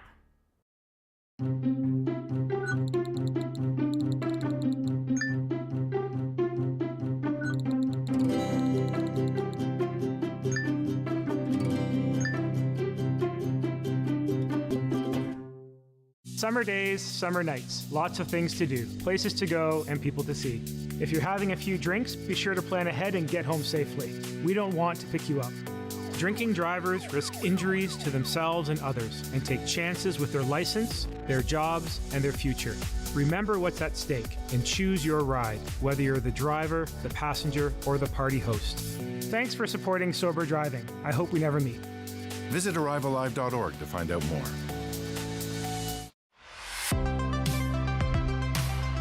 At Celebrate Ottawa, we love showing you something a little different. We showcase remarkable people highlighting the city's diversity in arts, culture, sports, and nature. We will show you features that prove Ottawa is a vibrant and exciting city. We'll entertain you and we'll even teach you new things. Join me, your host, Lila Grine, as we explore and celebrate Ottawa.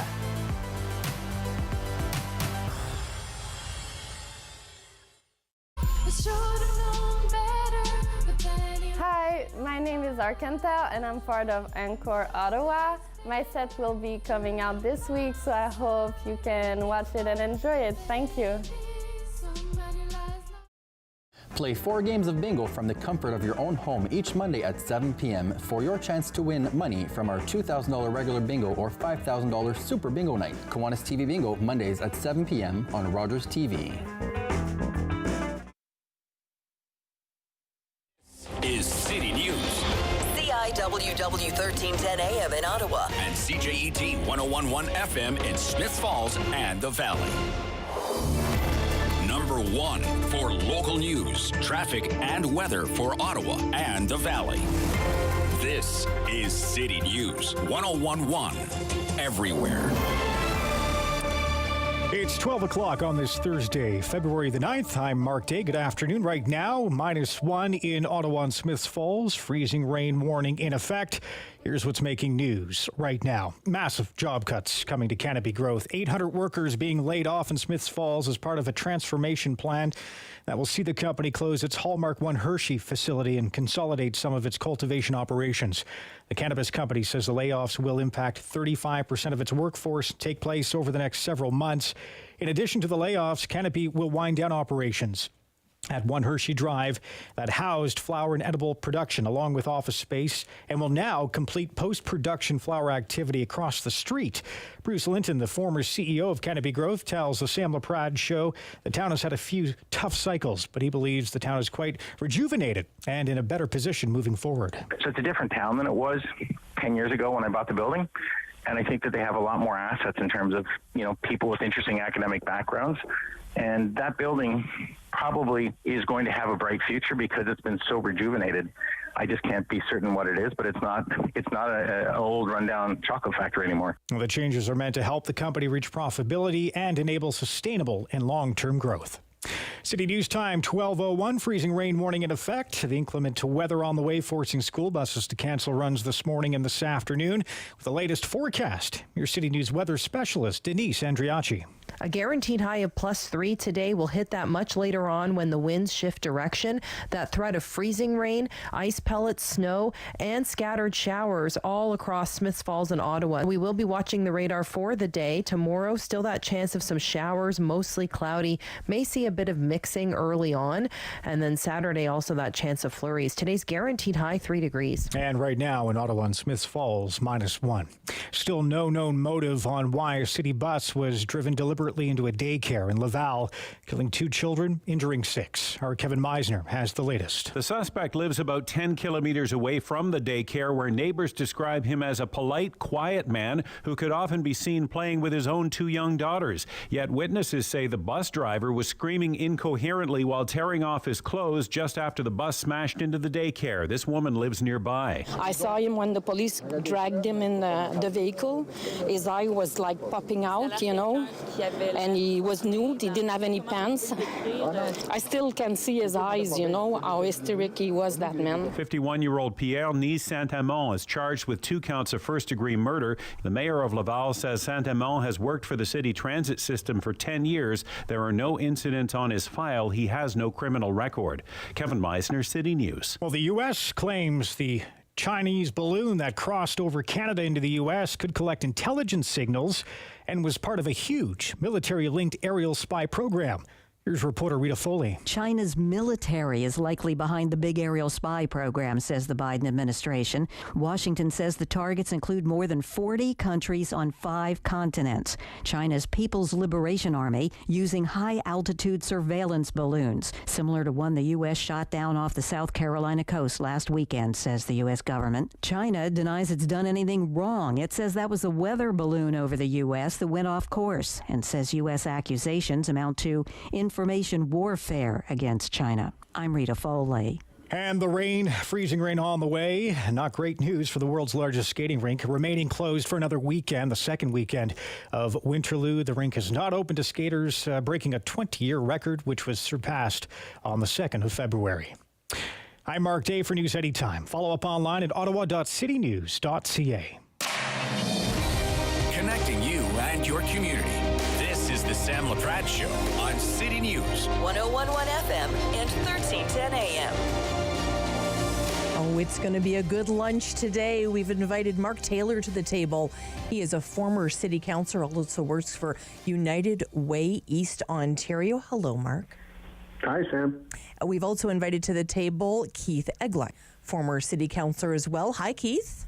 Hi, it's nice to share the conversation with Mark again. Absolutely agree. It's a great trio today. We wanted to start today, Mark, talking a little bit about the report that came down from the Ottawa Auditor General in terms of the City of Ottawa regarding the convoy. Any surprises for you here, Mark? You know what? I don't think there were many surprises in the report. I know that the report was really ring-fenced around examining the communication between the Ottawa Police Services and the city, and some of the other kind of actors directly involved in the occupation. The thing that I think jumped out biggest for me, Sam, was obviously a lot of ink has been used about how the different groups did or didn't communicate well with each other, and I think that's what the Auditor General really hit on, was that there was a real disconnect between the Ottawa Police Services and the Office of Emergency Management, which doesn't get a lot of press, really. When we talk about emergencies in Ottawa, we don't really hear about the city's emergency management function, but there is a whole group that is dedicated to coordinating activities in an emergency, and to just kind of, what the auditor has said is kind of bypass that group completely and leave them out of the loop, really contributed to a lot of the chaos. So it wasn't surprising to hear that, because I think we saw it as it played out, but she certainly captured that. Absolutely. And if I'm not mistaken, Mark, there's a war room at City Hall for that team, correct? Yeah, there is. The actual Office of Emergency Management is, like you would expect. It's a big table where, where the individual department leaders come gather around. They all have vests indicating what department they're from. Lots of intelligence on the screens all around the room. But the purpose is really to coordinate departmental activities, and you see it on small scale, a smaller scale, when there's a very large fire, for example, and buses need to be rerouted and people need to be evacuated from buildings into the cold, and you need coordination to put them on warm buses and all those kinds of things. That all happens in that emergency management facility, and of course very active, as Keith had his hands well into during the pandemic, exactly. as being the report, Chair. Absolutely. And Keith, your involvement, especially during the pandemic, you certainly wore a lot of hats. I don't think you got a minute of sleep, but when you think about the convoy and really the theme, and Mark touched on it, of course, is communications. When you reviewed the Auditor General and what she had to say in terms of the convoy and the lack of communications in many ways, you were at some of those tables. How did that feel to hear some of that? Well, the interesting thing about an Auditor General's report is, some people think it's about blame, but I always see it as about opportunities to find teachable moments. And I think this report is a good example of that. It's a good second set of eyes to look at the situation. And, I reviewed the recommendations and the conclusions. And certainly the department focused on some important things. As Mark pointed out, we do have a very robust emergency response team in the city. I've worked with them multiple times through the pandemic, and of course the area that I represent was impacted by both the derecho and the tornado. And that's a group that I think you want it to have engaged from the very beginning and give them as much information as they can, because collectively it brings together all the relevant services in one room to throw all the ideas out and figure out what's going to work and how it can be done most effectively and for the community. So, and I think the report reinforces that there has to be better chains of communication between the board and the force, between the board, the force, and the city, and most importantly, communications to the general public. And I think the report comes at an excellent time. The board is of course looking for its representative from the community. It's looking for a new chair. It's got the force as new chief, and of course we have a new mayor and council. Couldn't come at a better time. All the building blocks are there to create a good foundation going forward, and I hope that all the parties can take advantage of that and do just that. Focus on the community and what will, how they can react better if something like this ever happens again. And sadly, something will happen. That's just the way life goes, right? There's always going to be some crisis around the corner. Mark, let me ask you, on the heels of this report, we've got the federal inquiry report coming out on February the 20th. It was supposed to be released on February the 6th, and then the City of Ottawa Auditor's report was going to be released on the 8th. The timing now is quite different. Do you think that timing matters at all, Mark, or do you think it's just different groups getting this work done? I wouldn't want to assign kind of too much stock to, I don't think the federal government shifted the timing of its report because the city was releasing the auditor's report here. I think you're going to wind up with, as I said earlier, two kind of different scopes of report. I think it's probably just a function of the federal government needing a little more time to put the finishing touches on its report. I think it'll be interesting to read that report. It'll be a much wider view. Of course, the premise of that was, the determination of whether or not the act should have been invoked. I think it's squarely going to be, offered in the report that there was justification in the act. I mean, we've already heard and seen a lot of narrative around that. But I think we're going to hear a lot more from the federal government's report around, the coordination and the response mechanism to events like this. And probably, to Keith's point earlier about teachable moments, there'll be a lot in this report that speaks about how the government responds to a crisis like this. Whether it takes place on Parliament Hill or whether it plays out as it did in the case of the convoy and many other places. I know residents here in Ottawa are going to be really interested, particularly the ones who are profoundly affected downtown, and a lot of the agencies United Way works with were profoundly affected downtown, and their staff and their clients. People have said time and time again through the testimony in that commission and in the corresponding kind of citizens commission that took place, that they felt abandoned by a lot of the levels of government and decision makers, and that they had hoped would be there to help navigate this. And so, again, I don't think, as Keith said, it's about necessarily laying blame, but I think, the weak spots will clearly be exposed, and I think people are going to be looking for what does the government learn from this, and how do they make a path forward to address some of these weaknesses. Mm-hmm. If you were a betting man, Keith Eglai, would you bet on the fact that the Emergencies Act was warranted out of this report, or that it wasn't? Oh, I think the conclusion will be that it was warranted. As unfortunate as it was to have to invoke it and put it into operation, you did see a turn once that occurred, and a more collective and unified response to what was happening on Wellington Street and throughout the downtown.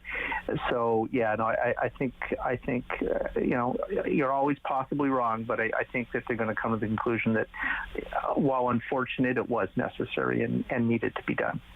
Mark, your thoughts? Yeah, agreed. I mean, I think it'll focus. I think that'll be almost anticlimactic. I think they'll very quickly get to say that they felt it was warranted to bring in the act. I think there will be a lot of time spent about debating the process behind bringing in the act and whether it came too late or whether it could have come earlier, should have come earlier, and how effective it was after it was put in place. The tools that the act permits the government to use. Did it use them? Did it use them appropriately? Did it use them soon enough? And to what effect? Mm-hmm. Really appreciate you joining me for lunch today. Mark Taylor, former city councillor, is joining us today. Keith Eglai as well, a former city councillor, joining us. We're going to come back on City News and chat about Canopy growth and the news out of Smiths Falls today. Stay with us on City News. Sam Laprade will be right back on City News. 101.1 FM and 1310 AM. Bum, bum, bum, bum, bum, bum, bum, bum. $20. $20. We're on the line for $20. Next time on Simply Cooking by Chef, we're going to be making creme brulee, a risotto with wild-caught salmon, lemon, and fresh herbs, and my favorite mista salad. At St. John Ambulance, we're all about community. We teach life-saving skills and provide community support through our volunteer services. All St. John Ambulance product sales and training registrations support these important services. Volunteer, donate, or enroll in a program today so we can continue to have an impact on our community. Visit sja.ca to learn more. At St. John Ambulance, we do more than save lives, we change lives. All I wanted was to see a movie. One down, please. I can't sell downstairs tickets to you people. How dare they? I could afford to buy the more expensive ticket. I run my own business. But they refused to take my money.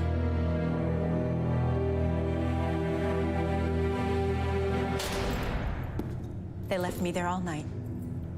On what charge? They said I didn't pay the theater tax. But it was really about color. Sister Desmond, appeal this conviction and your community will stand behind you. Do you have any idea what this will do to us? So what are you going to do? Make it right. Viola Desmond's case inspired Nova Scotia's civil rights movement. She was pardoned 63 years later based on the injustice of her conviction. Everyone loves a snow day, but less fortunate kids in Ottawa are missing out because they don't have a warm winter snowsuit. Help kids in need and have fun at the same time by joining the Snowsuit Fund's Snow Angel Challenge. Simply fall back in the snow, make a snow angel, and upload your photo or video to social media. The Snow Angel Challenge, a very cool way to help keep kids warm. Visit snowsuitfund.com to learn more and donate. Hello, I'm Jim Deeks, host of Canada Files. I hope you'll join me each week for interesting and informative discussions with some of Canada's most impressive people. Little brown girl, hey, I'm Picasso Win Von Teef. I'm so happy to be involved with Encore Ottawa Season 3. I can't wait for you guys to see what I have in store for you. The Sam Laprade Show continues on City News. 1011 FM and 1310 AM. And we're back on Lunch with Sam, and we've included Mark Taylor today. Former City Councillor Keith Eglai as well joins us, of course, former City Councillor as well. There's been some news out of Smith Falls today, and we wanted to talk a little bit about it. We know that if we think way back to when the Hershey company was there making all that delicious chocolate, we know Hershey left Smith Falls, and the people were devastated, a lot of job loss there. Canopy, Bruce Linton and Canopy came back in and really started a brand new company there in employing so many people in Smith Falls. We chatted with Bruce Linton, the former CEO of Canopy Growth, a little bit earlier today. Here's what he had to say. So it's a different town than it was 10 years ago when I bought the building. And I think that they have a lot more assets in terms of, people with interesting academic backgrounds. And that building probably is going to have a bright future because it's been so rejuvenated. I just can't be certain what it is, but it's not an old rundown chocolate factory anymore. Keith, I can't even imagine what's going through the mind of someone like Mayor Sean Panko today of Smith Falls and the people of Smith Falls. What were your reactions when you heard the news? Yeah, no, it's got to be devastating for some of those families that are relying on the work and the income. I don't think Bruce is wrong. The town's very different than it was. It's all three of my kids went and worked at a camp called Auditor, which is just a little bit past Smith Falls. So we, over the last decade or so, we have done numerous trips through there to pick them up or drop them off at camp. So it certainly has changed and become more economically vibrant. But I worry about a hit like this. Took a long time, if I recall, to find a buyer for the chocolate factory.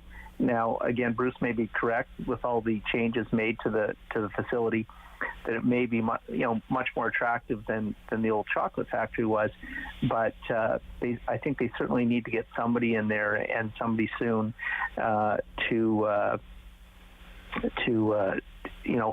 find work for those folks again. Mm-hmm. I think this is something that, where the mayor and council and the provincial representatives and the federal representatives can work together to see what kind of industry they want to attract to the city to help bolster the economy back to where it should be. And I'm also remembering, too, it was just, and I don't know if my timing's right, just about a year ago, the OPP detachment, which had a lot of employees in Smith Falls as well, closed that detachment, moved a lot of those people to Aurelia. So this is another hit. That was a smaller number of people, Mark, but just another hit for a town we love so much. Yeah, for sure. I mean, Smith Falls, of course, is in Lanark County, which is part of our catchment area at United Way. So we work. We work closely with some of the organizations there that are providing support to residents on a number of fronts. And as you said, I mean, I understand that the economic fabric of the community has changed, over Canopy's, time there. But and I don't doubt Bruce's statement about they'll find a buyer for the building. I think that's probably absolutely true, but taking 800 jobs out of the town and accepting that maybe not all of them lived in Smiths Falls, but taking 800 jobs, economic activity out of the town, that's 9% of the population of Smiths Falls. That'd be like Ottawa losing 9,000 jobs, in an instant kind of thing. So, there's a trickle-down economic impact to that, and there's a consequence to real people. So, Keith had proposed, having the elected officials get together as well, and I'm sure they'll engage, the Chamber of Commerce up there in that discussion also. I think it's about, both getting replacement economic activity in the town, but also there'll be work to do helping some of the displaced workforce that, perhaps won't be suitable for that new activity. And of course, there's going to be a gap. So people are going to need support in the interim. We've reached out to the mayor of Smiths Falls, Sean Pankow, very generous with his time, comes on City News a lot with both myself and my colleague Rob Snow. So we have reached out to Sean, hoping that he can share his thoughts as well. So we're going to follow this story, of course, because we're thinking about the people of Smiths Falls. Totally changing subjects. Keith, I don't know about you. I'm on Twitter a lot. I see these speeds that police are posting, people at incredible speeds. Like, if the speed limit's 100, someone's going 160. I don't remember this as much before the pandemic. Maybe it's all just a blur for me, Keith. But these high speeds that we're seeing, and a lot of this is young people, not all of it, but a lot of young people, pretty new to having their license and having this kind of ticket on their record. I can't even imagine. Have you noticed, Keith, people really speeding? Well, it's funny you mentioned the pandemic, because when I was in office and we were undergoing, slowdowns and lockdowns and what have you, Maryville Road in my ward at the time became one of those areas where there was, racing up and down the road. It's a nice straight stretch, so to speak. Not a lot of traffic with the businesses in lockdown, and I had worked very closely with the police at that time to sort of crack down on that activity, because it became a hub for speeding in that area. It's a perennial problem. I mean, Mark will speak to this as well. I'm sure as a counselor, that's probably one of the, certainly in the top 5, not top 3 complaints you get is about traffic and speeding. I don't know what the answer is. We have enforcement through the police. We now have photo radar that's picking up people when they're speeding. Fines have gone up as well. I don't really know what the answer is, but it's certainly something that we have to address. They're just accidents waiting to happen, fatalities waiting to happen, and I don't know why people don't get that. I don't either. I mean, when I was younger, I had a dear friend. He was killed along with 3 of his buddies in a very, very tragic accident, and I guess that's, I've carried that story through my whole life. So when I see somebody race by me, it sends my heart racing. How about you, Mark? Yeah, no, absolutely. Keith's 100% right. I mean, as a counselor, you're just kind of presented with these, constant calls and examples of kind of near misses or, minor accidents that could have been major ones. And of course, sometimes the major ones come along as well. We have a photo radar camera, a new one on St. Laurent Boulevard, issued more than 19,000 speeding tickets in its first 7 months. In St. Laurent, like Maryville, like Keith mentioned, or my former ward in Bay Ward, Carling Avenue, which was kind of becoming a parallel Queensway, with people kind of going up and down there at near 100 kilometers an hour often. It's a real problem. And to Keith's point about a solution, I don't think it's a fixed solution. I think, we kind of mix between enforcement and education and road design and prioritization of different types of vehicle traffic and segregation, those kinds of things. But I think it's a constantly shifting mix. We'll have to continue, municipalities have to continue to constantly adjust the mix in order to try and keep the problem, tamped down. Absolutely. There was a lot of discussion several years ago about getting to, vision zero in terms of collisions, deadly collisions kind of thing, especially with pedestrians or with cyclists. And I don't think anybody sets out in the morning in their car, regardless of what their age is, thinking or intending to hurt themselves or someone else. But we don't think of those things when we get behind the wheel, and often, it is an accident by definition, but not an unavoidable one. Mm-hmm. So, all we can continue to do is use those tools that we have. I used to hear city staff would often tell you, well, in the wintertime, speeding's reduced because, snow on the roads and that kind of thing. And I look out my window, on the days when I'm working from home, and I think to myself, well, all evidence to the contrary, because it doesn't seem to have gotten through to some of the folks speeding up and down this street that it's, slippery and snowy and all of those things. Well, especially want to be careful today. We know some weather is definitely coming our way, both in Smiths Falls and Ottawa. Gentlemen, thank you so much for having lunch with me today. Thank you, Sam. Thank you very much. Mark Taylor, former city councillor, and his colleague, Keith Egley, spending time with us today. When we come back, it's all business on the Business Lunch. Lock it in to City News. Sam Laprade will be right back on City News.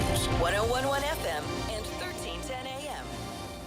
Join me for Season 3 of Paula Roy's Favorite Foods.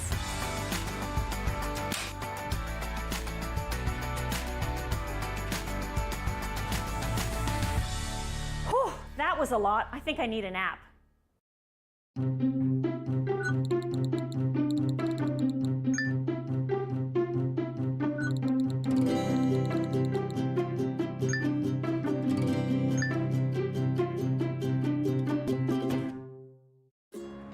It's closing time, and you stayed out longer than you planned. So now you can't drive, and the buses have stopped running. You could always call your girlfriend. Or maybe your roommate? What about your best friend? You could just dial 1-888-TAXI-GUY or use the Taxi Guy app. The call and the app are free, and they both connect you to a local cab company to bring you home safely. Visit arrivealive.org to find out more. Arrive Alive, drive sober. Hi, I'm Meg from AIM Fitness, and I'm here with my buddy Fit Finley. Join us every week for Fit Over 50. We'll take you through some low-impact and high-intensity workouts designed to improve your strength and your balance. All you'll need is a resistance band, some light hand weights, and also your water bottle and a sturdy chair. Tune in right here on Rogers TV and let us be part of your weekly routine.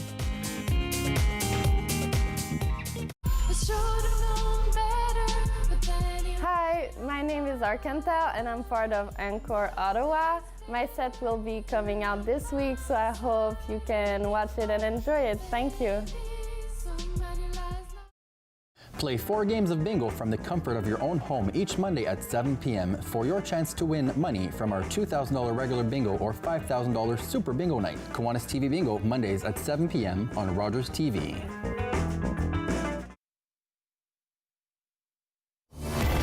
Number 1 for local news, traffic, and weather for Ottawa and the Valley.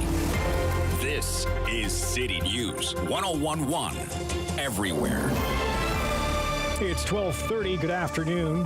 On this Thursday, the 9th of February, I'm Mark Day. Right now in Ottawa, Smiths Falls, we have a freezing rain warning in effect, -1. Here's what's making news right now.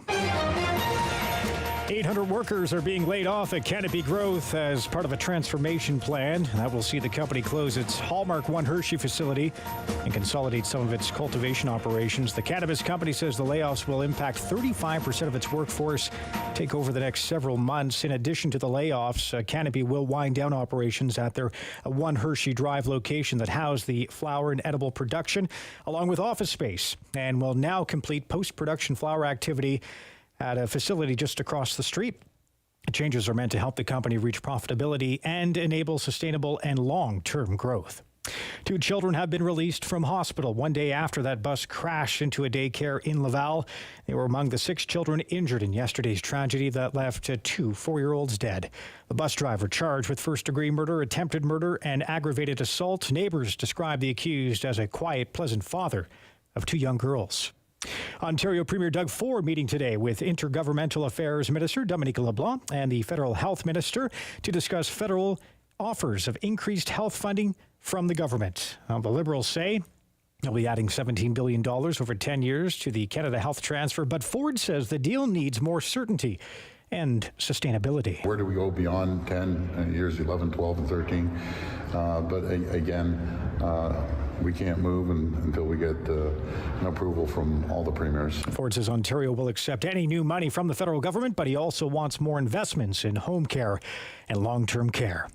Freezing rain warning in effect with the forecast. Let's get the latest now with our weather specialist, Denise Andriachi. That freezing rain warning will remain in place throughout the day today, even that risk extending into the evening hours here across Ottawa and Smiths Falls. So in addition to the freezing rain threat, we will also have ice pellets, possibly some snow for the higher elevations, 10 to 15 millimeters of rain for Smiths Falls, and some freezing fog. So it is unsettled for the day today, and things really start to intensify later on through the afternoon and evening here. Overnight lows near 0. And right now, -1.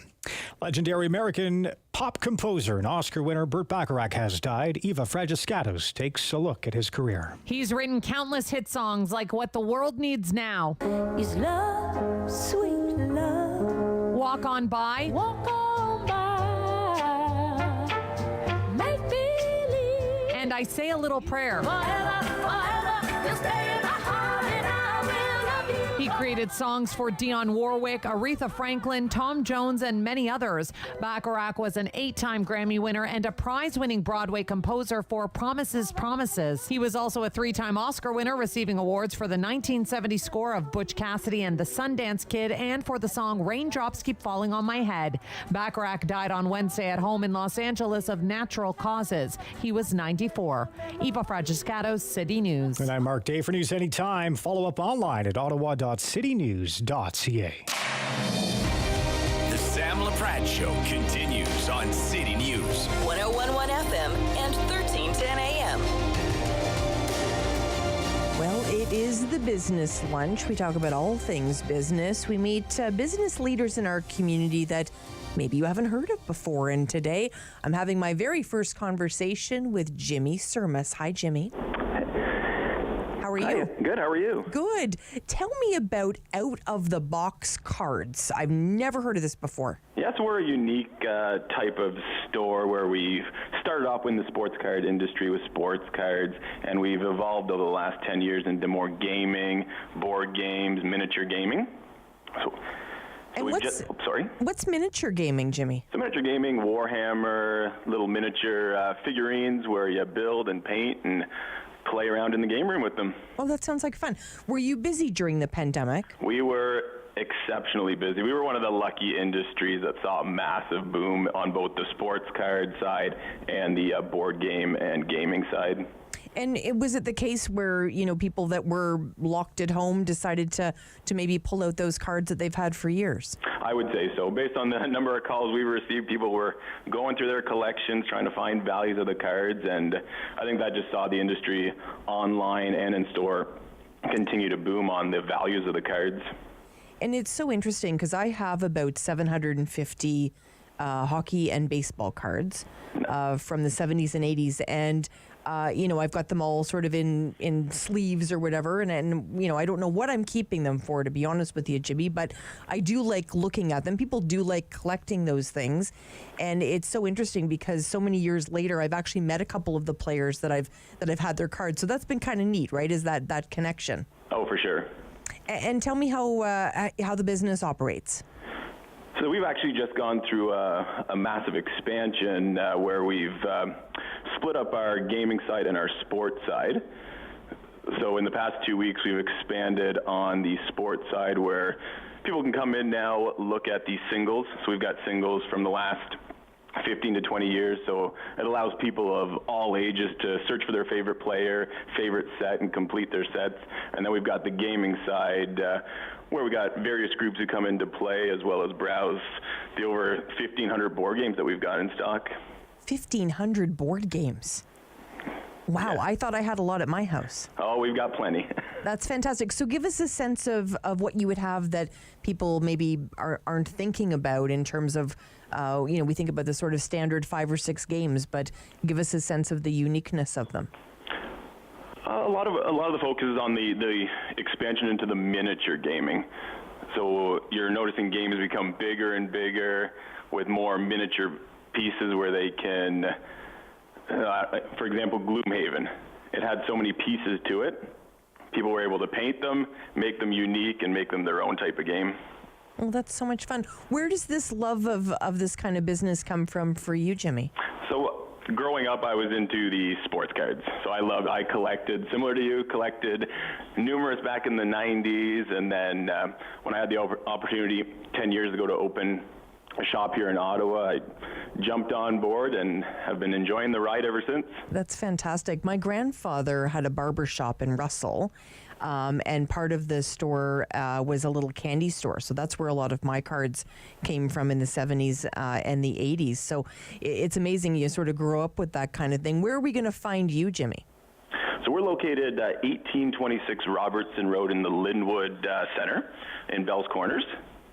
And then we've got a website, outoftheboxcards.com, where you can find live inventory of all the board games, sports cards, miniature gaming, and so on.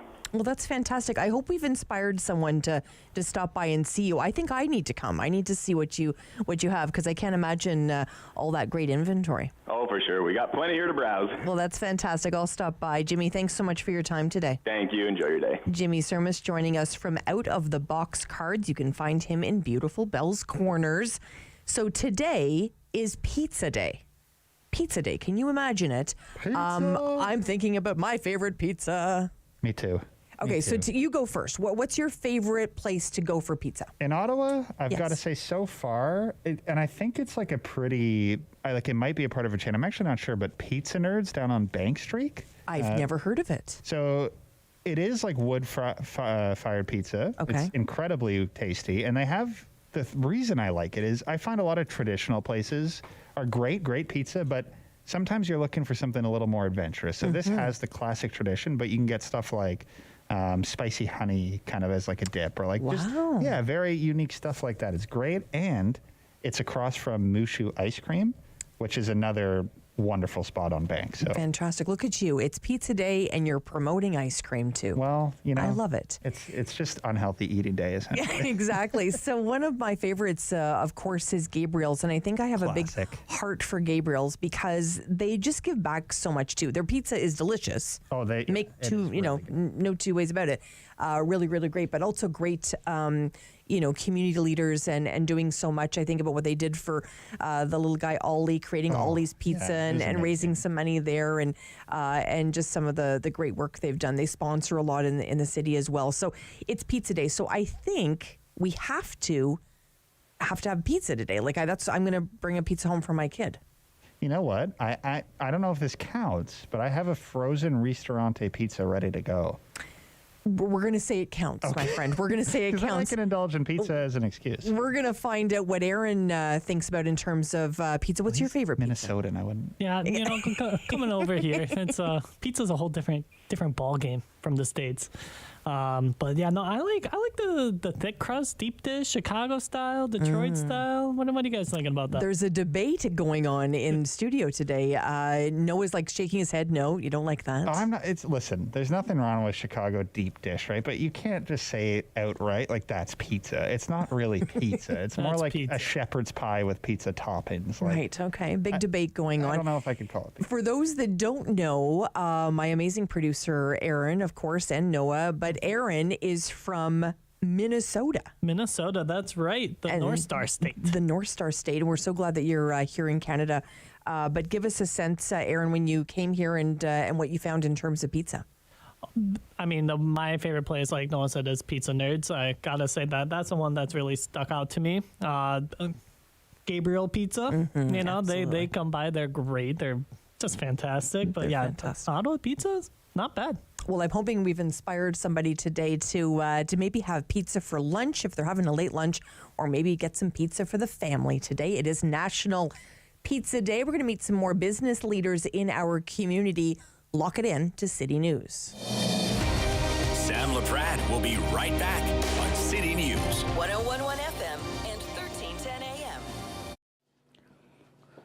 Bum, bum, bum, bum, bum, bum, bum, bum. $20. $20. We're on the line for $20. Next time on Simply Cooking by Chef, we're going to be making creme brulee, a risotto with wild-caught salmon, lemon, and fresh herbs, and my favorite mista salad.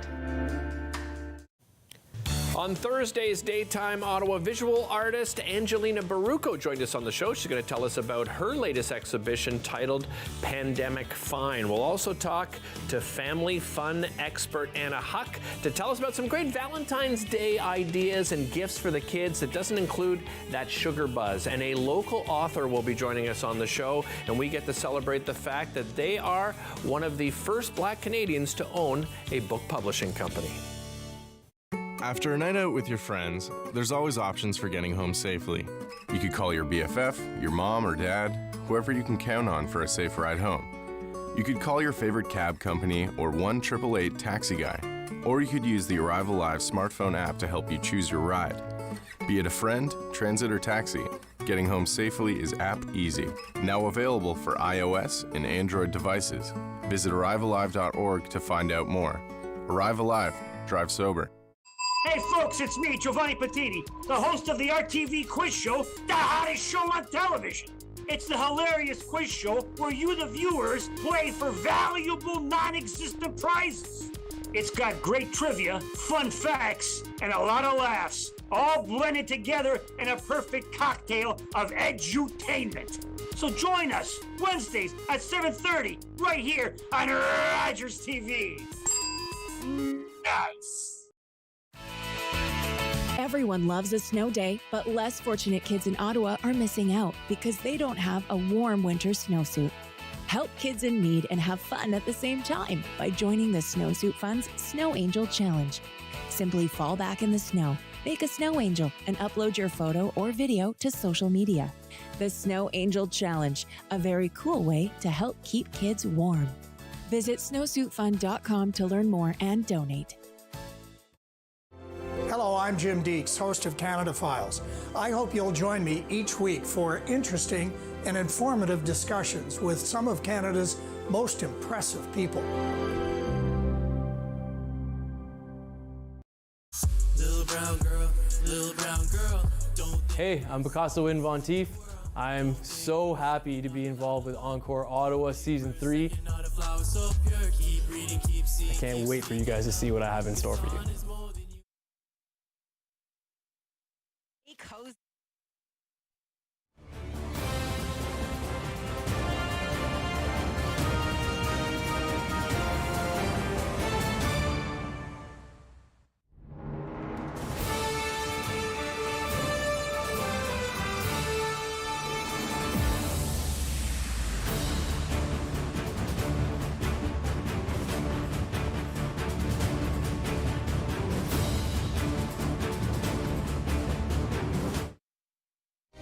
Laprade Show continues on City News. 1011 FM and 1310 AM. Well, we take this time every day between 12:30 and 1 to promote businesses in this community. We call it the Business Lunch, and we invite everybody to the table. And today, Tracy Solomon is joining us. Hi, Tracy. Hi, how are you? Fantastic. Thanks so much for joining us. I love businesses that have an incredible story. You and your sister have a wonderful story to share. Tell us a little bit about how you started Afrotexture. Oh, I would love to. Well, thanks, first of all, for having us. It's really a pleasure to be here with your listeners today. My sister, Risa, and I actually conceived of Afrotexture funnily enough, probably a good 20 years ago. So I'm dating myself and my sister.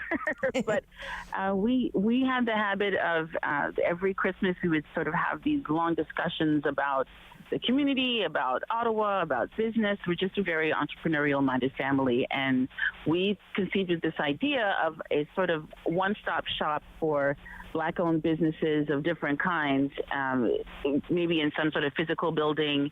At the time, the internet wasn't what it is now, so we hadn't really thought about the online component. But really this idea of a one-stop full-service entity or enterprise for Black-owned businesses to kind of add that cultural nuance and sensitivity to service delivery within Ottawa.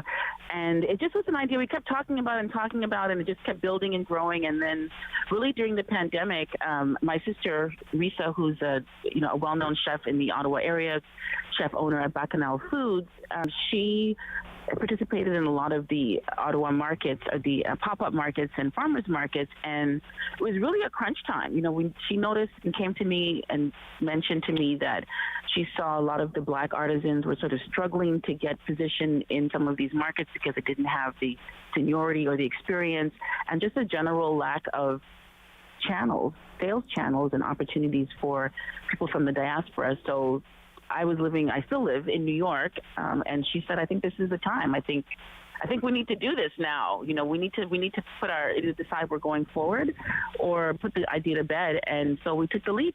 And that's when we started off as a pop-up back in December of 2020. We launched December of 2020 for the Christmas season, and decided to go into a full lease in May of 2021, and that's where we've been since then. You've got an incredible, amount of product and really ranging. I see some cute little onesies, but then there's things, of course, for bath and body lotion and soaps and granola. I mean, there just seems to be, and jewelry. Oh my heavens! I was like, oh, I love those. Oh, I love those. So it really is this beautiful collection. How are you sort of celebrating, recognizing Black History Month through this work as well? That's a great question. So, for us, it's always Black history because our entire story is really rooted in the African and Caribbean diasporas, and we're in the process of putting together some programming to showcase in more depth the artisans that we have in store. As you mentioned, it's really a very broad range of product selection. We're almost approaching it like an emporium, so that you could really, in the same shopping excursion, you could pick up something for a baby that's in the family or for a friend. You could pick up something for bath and body, for skincare. Maybe you're traveling away to the tropics or hot climate and you want one of our fantastic robes. So we're always telling the stories of Black history through the products that we carry in the store and through the artisan story themselves, as people who chose Canada, either were born as Canadian citizens or chose Canada as their home from parts far and wide, bringing their historical and their history and their traditions right into their products. So you'll see more content from us this month around the stories of our artisans. We do have a dedicated page off of our website, afrotexture.com, that takes you right into sort of our Black history portal, so you can learn some facts about Canada's Black history, but also some of the history that the artisans are bringing through their traditional methods and techniques for product development and for product design and development. And I noticed you've got lots of gift sets as well. I mean, this is really clearly laid out. It's a really simple website, but with so much here. It's I don't mean simple as in that it's not lovely, but simple to navigate. And I see you've done a really good job, because I think it's hard to sort of get someone's attention.